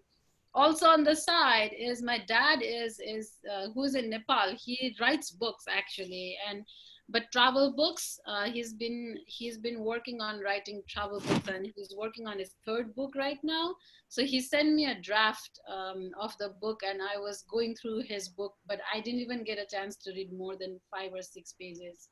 So I'm gonna do a shameless plug. That's a good point. I decided to actually write a book as well. I've never done it before. It does take commitment. So this is being heard here for the first time. As I think most of you, well, some of you guys know, I've exited Big Pharma after 3.5 years. So I'm writing, the going title is Heart Pill to Swallow, An Entrepreneur's Journey Through the Belly of the Beast. So, and the experiences. Is it an expose tell-all? Yeah, I mean, If so, I think you might want to, make sure that you get well-funded first. So anyway, but this is the first time I'm saying this out loud. I'm on page 37 out of it. Let's see how far I get. So that's a shameless plug on that. Website will be up in a couple of months. I'm not rushing to it. So Dan, Carlin, I'm gonna move over to you if you don't mind. Yeah, no, I don't mind. I think the irony of the situation, sitting here asking for money and stuff, is that I have been largely reading Slavoj Zizek, sort of anti-capitalist rants, because one thing that has become quite clear is that unfettered capitalism causes a lot of death. And so we had grown numb to that. I know this is COVID-y, and I'm sorry. I know we're supposed to be not talking about COVID, but I guess what I'm offering is that based on what I've seen at hospitals here in the city, the real impact of COVID has just been a radical acceleration of the rate at which we kill poor people in this country. And so, it's become very distasteful because they're dying at such an alarming rate that there may not be hospital beds available for people who look like me. And that's caused a ton of distress where we had grown accustomed to the fact that poor minorities were dying of things that were essentially ails of capitalism prior to this. Thanks, Dan. I'm gonna. Sure. Thanks may not be exactly what you want to say. No, I mean, listen, it's honest thoughts, right? And I think putting it out there, and there's always people that will share in and read what you're reading and etc. Right? This is part of the community, so. No, I mean, I think taking a good hard look at the structures that are often considered to be unquestionable in our society. If there's any time to ask questions about the overarching structures, now's probably a good one. Well, again, if you have a particular one, I know you mentioned essays, but just paste it in and let's see if we do anything with it or not. But Erica, you're next, at least on my screen. So maybe you jump in. I posted them already. The ones that I've been reading lately that I can talk about are Are the other kind of novels? I don't know why. The FCC says I'm not allowed to say that over the interwebs. It is An American Sickness, How Healthcare Became Big Business and How to Take It Back. And then the other two books are The Great Four Epiphanies, Steps to the Great Four Epiphanies. And finally, the one that I love the most is Make Your Bed and All the Other Little Things to Do, by an admiral who gave us a commencement speech that went viral about how if you make your bed in the morning, then you've accomplished something in life for that day at least. And it's really inspiring. It's very good. All right, I'm gonna do a eeny, meeny, miny, mo. Let's see if George Hatzman is still awake. I'm here, still awake. Almost midnight. Your hair is still looking as good as it was last time. Thank you. In addition to letting my kids cut my hair, let's see, I'm reading this. It's called Overstory. Overstory? About trees. It's about trees. Very slow moving, which is kind of nice at this point, although I do have a little hard time reading for any duration. And the other thing that I've been doing that is really fun is that I have found some old bikes that needed salvaging, and I have been working with my son, pulling bikes apart and restoring them. And it just is really genuinely good for the soul to kind of get your hands greasy and focus on something that is completely not work and not health and not any of this other stuff. So as Plus, well at as the end, you having have a motorcycle to ride. I mean, good. What? Plus, at the end, you have a bike to ride. Yes, exactly. Awesome. That's what I'm up to. What kind of bikes? Like Just Indiana, crappy old, in my building, there's a rack full of bikes that had been abandoned and were tagged that the building was going to throw them away about a year ago. And I said, you know what? Rather than spending $250 buying my kids new crappy bikes, why not renovate these old crappy bikes? So look at that. That's it. I'm gonna do maybe a little bit. I noticed, Erica, thank you very much. I know you got to run, looks like. I'm gonna, I think to Dan's and actually Sunita's point, many of us are just living and breathing COVID, whether front lines or in support. And as an extrovert, generally speaking, myself, with another serial entrepreneur, Jim, so this is another shameless plug, we decided to start a shot of a digital health therapy. It's a little YouTube of two middle-aged men, basically just putting some comedy. It's kind of anchored into comedy, digital health.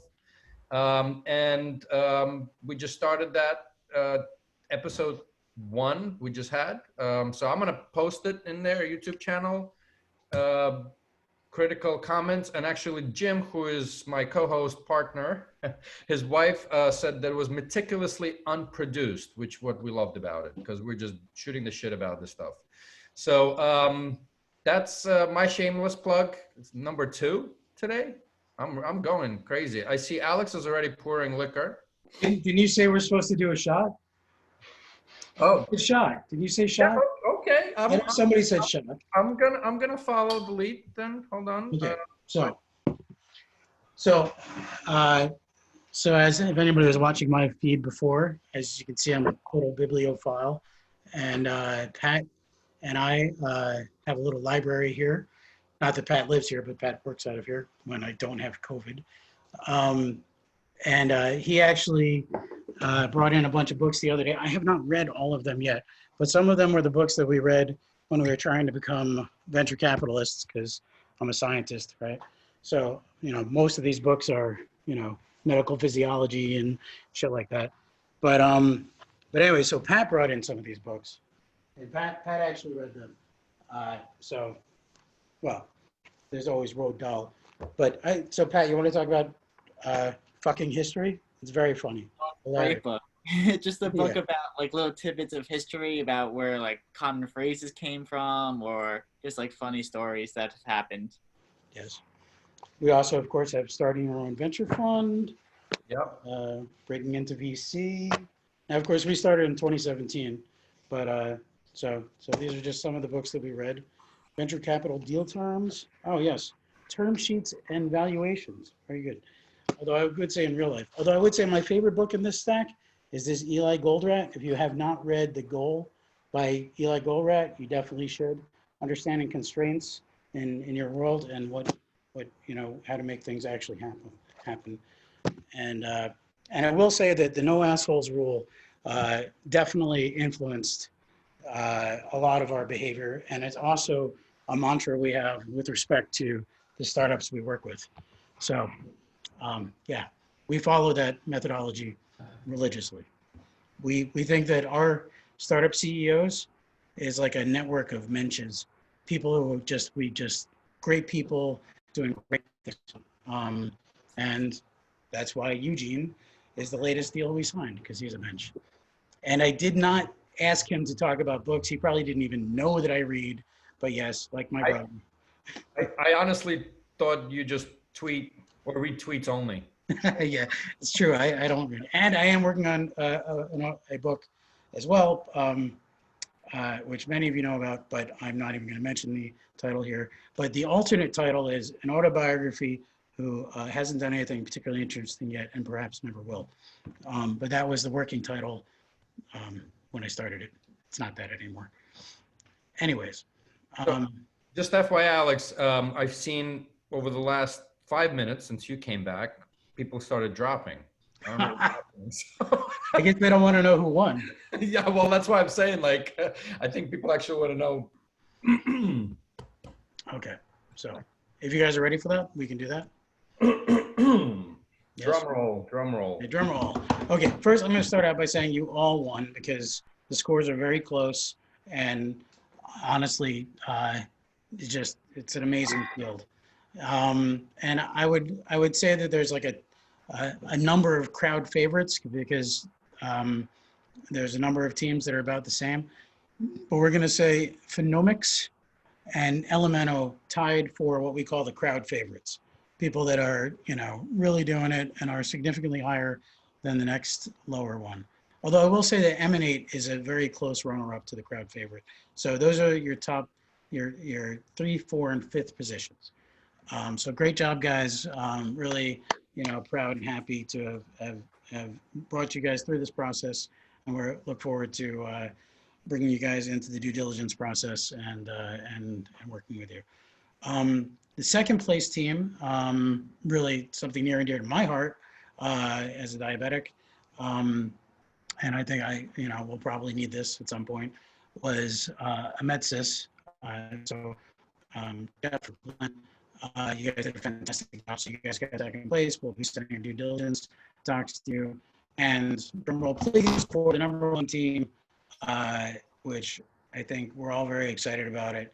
And I think it's time that we started getting these things made faster than 9 to 12 months. But David Furricks, wild card coming in with his face mask technology from Lincoln Advanced Technologies. So really fantastic job, everybody. Very relevant for what we're doing now. And I gotta say, I'm proud and happy to have been able to, curate this and bring you guys all together for this. Thank you. Congratulations, teams. Congratulations. Now, normally we would do a picture where we all pose holding up a number 1, okay, saying like, hey, we all won. Honestly, Sangita, you getting Utah and Texas and all these new companies, new places on board, the hub, you guys are growing hugely, very impressive. Mark, you're entering 3 new countries every time I talk to you. You guys are killing it and saving lives in the process. Boy, that's a terrible. That's a horrible now. Yeah, it's, what can I say? The brain does these things. And I just wanted to dedicate all of this work to the people we've lost. I know a lot of us have lost people in the last couple of months, over 20,000 in New York. I know a lot of parents and grandparents, even among just the judges in the last couple of weeks, including mine and my brother's dad, and a few of the other judges, family members. And are in hospital and things like that. So just, you know, we're doing this for them and for others who don't want to be like them anytime soon. So that's what it's all about, guys. So thanks for coming. We can keep talking if you want, but this is the official end of the event. And thank you, Eugene, for running a great discussion.